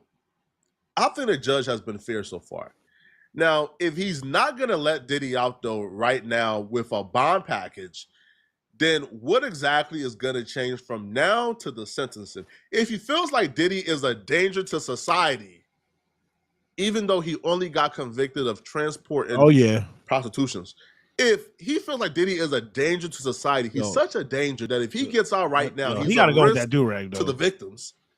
Why would he not take Cassie's statement into consideration again when she says, give this man 20 years? Why wouldn't he take that into consideration? Maybe not 20, but maybe 6 or 7. So I don't know. Just him denying Diddy's bond package, to me, is where things get a little sketchy, right? Now, Epstein's lawyer, we know Alan Dershowitz, he commentated on this Diddy case. And he would claim, man, that this Diddy case has been a stain and an embarrassment to the federal government, and that this case should have never been tried. He actually believes that this Diddy conviction would actually get overturned through appeal. So how would you have charged this if you were the feds? And we are starting to notice a little bit of a trend here with Maureen Comey and the way that the Southern District of New York are bringing these cases. It seems to be a constant trend of skating or of lighter sentences, and people get very frustrated about this, and it's leading to a little bit of an erosion within at least our audience, Alan, when it comes to how the law is adjudicated. It seems like if you're rich and powerful, if you're famous, or if you serve the Democrat Party, that you get to skate, and if you're somebody else, then you go down in flames. Well, there's no doubt that wealth has a big contributing factor in getting acquittals. I do half of my cases pro bono because I try very hard to create equality, and I've been very successful in my appellate practice getting convictions reversed. Part of the reason I've been successful is that the government overcharges. This should have been a state case. He should have been charged with beating up his girlfriend, as we all saw in the videotape, with the cases in which there was, if there were any, non-consensual sex. But to try to broaden this into a kind of national, international criminal enterprise and conspiracy was undercut by the videotapes and the emails by the women saying, please, please, I want to be involved in this freak out. I want to, please include me. I'll help set it up. Alan isn't Epstein's attorney, I don't think. I may have misspoken there, but he is definitely an associate. He's definitely somebody who has defended Epstein, probably said something similar about Epstein. So I don't know how far this opinion on Epstein, on like Diddy goes when you take into consideration he's an Epstein defender. However, I think he's correct in this manner. This was not something that the feds get involved in 9 times out of 10. Anybody else, the feds ain't touching this, bro. This case was like a non-starter. But the reason why the feds touched it, and this is something that a lot of y'all probably don't want to hear, the feds be clout chasing too. The police be clout chasing too, bro. We all seen like the Florida police chief in Florida, like that dude in Florida, who like when he arrests drug dealers or have a big drug bust, he brings their jewelry and he wears their jewelry and he wears their chain and he takes photo ops. The police want clout and attention just as much as anybody. So with this Diddy case, they seen Diddy, Puff Daddy, oh my God, bigger than life. They thought, man, this will definitely increase my profile if I'm able to get Diddy in a RICO and convict him. So they went for it. They overreached. They did things that didn't make no sense. Y'all had the emails. Y'all had the tapes. Y'all seen the level of consent this man received when it came to Cassie, Jane Doe, and others. But y'all took one videotape and y'all attempted to prove coercion, fraud, trafficking, force based off of one tape of that man in that hotel doing something that nobody could ever co-sign. That was nasty work, and nobody would ever dare tell me that Diddy is a good person. What he did to Cassie is undeniable and it's nasty work.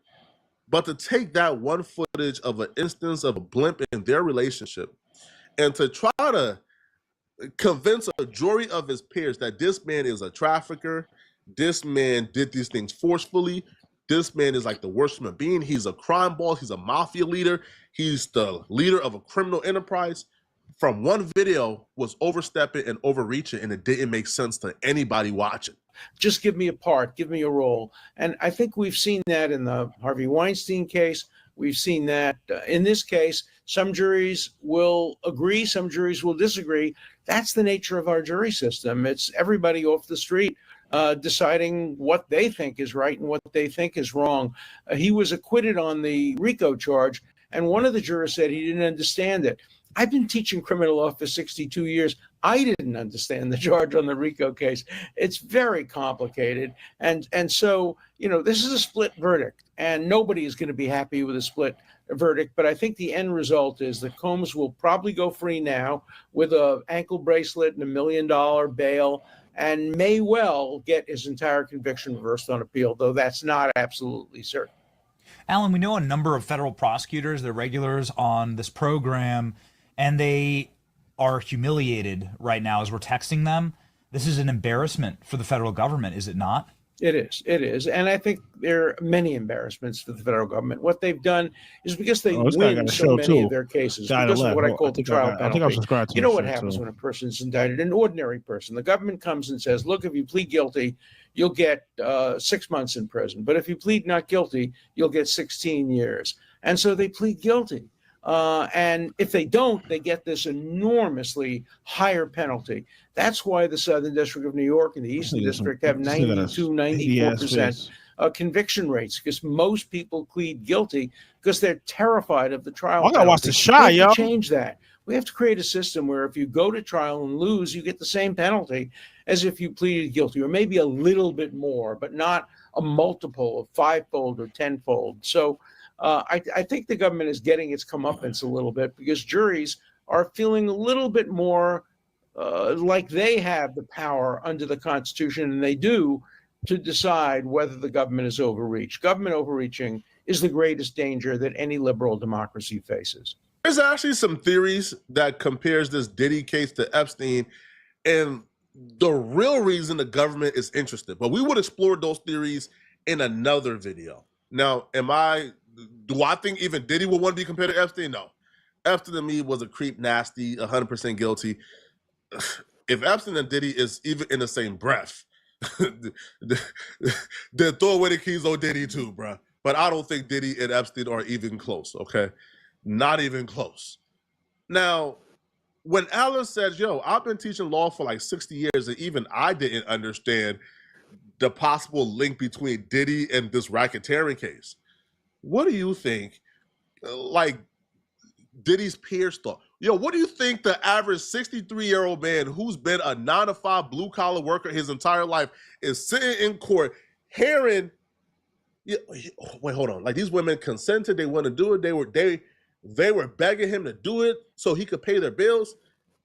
You think that man understood the correlation between that and a racketeering case? Bro, he thought, huh? Bro, sounds like everyday tricking to me. So here is Alan's argument, though, for why he believes, like, the convictions for even the two things that are not as serious as the other charges, he believes that the Mann Act convictions would ultimately be overturned through appeal. And here's why. We appreciate your time. We know that you must be incredibly busy today. Your take on this Diddy verdict. This is quite a shocker to most who are observing this right now. Well, what Diddy did clearly was immoral, and maybe some of the things he did were illegal under state law. But as usual, the federal government overcharged him. They charged him with being a racketeer under the RICO statute that was designed for the mafia.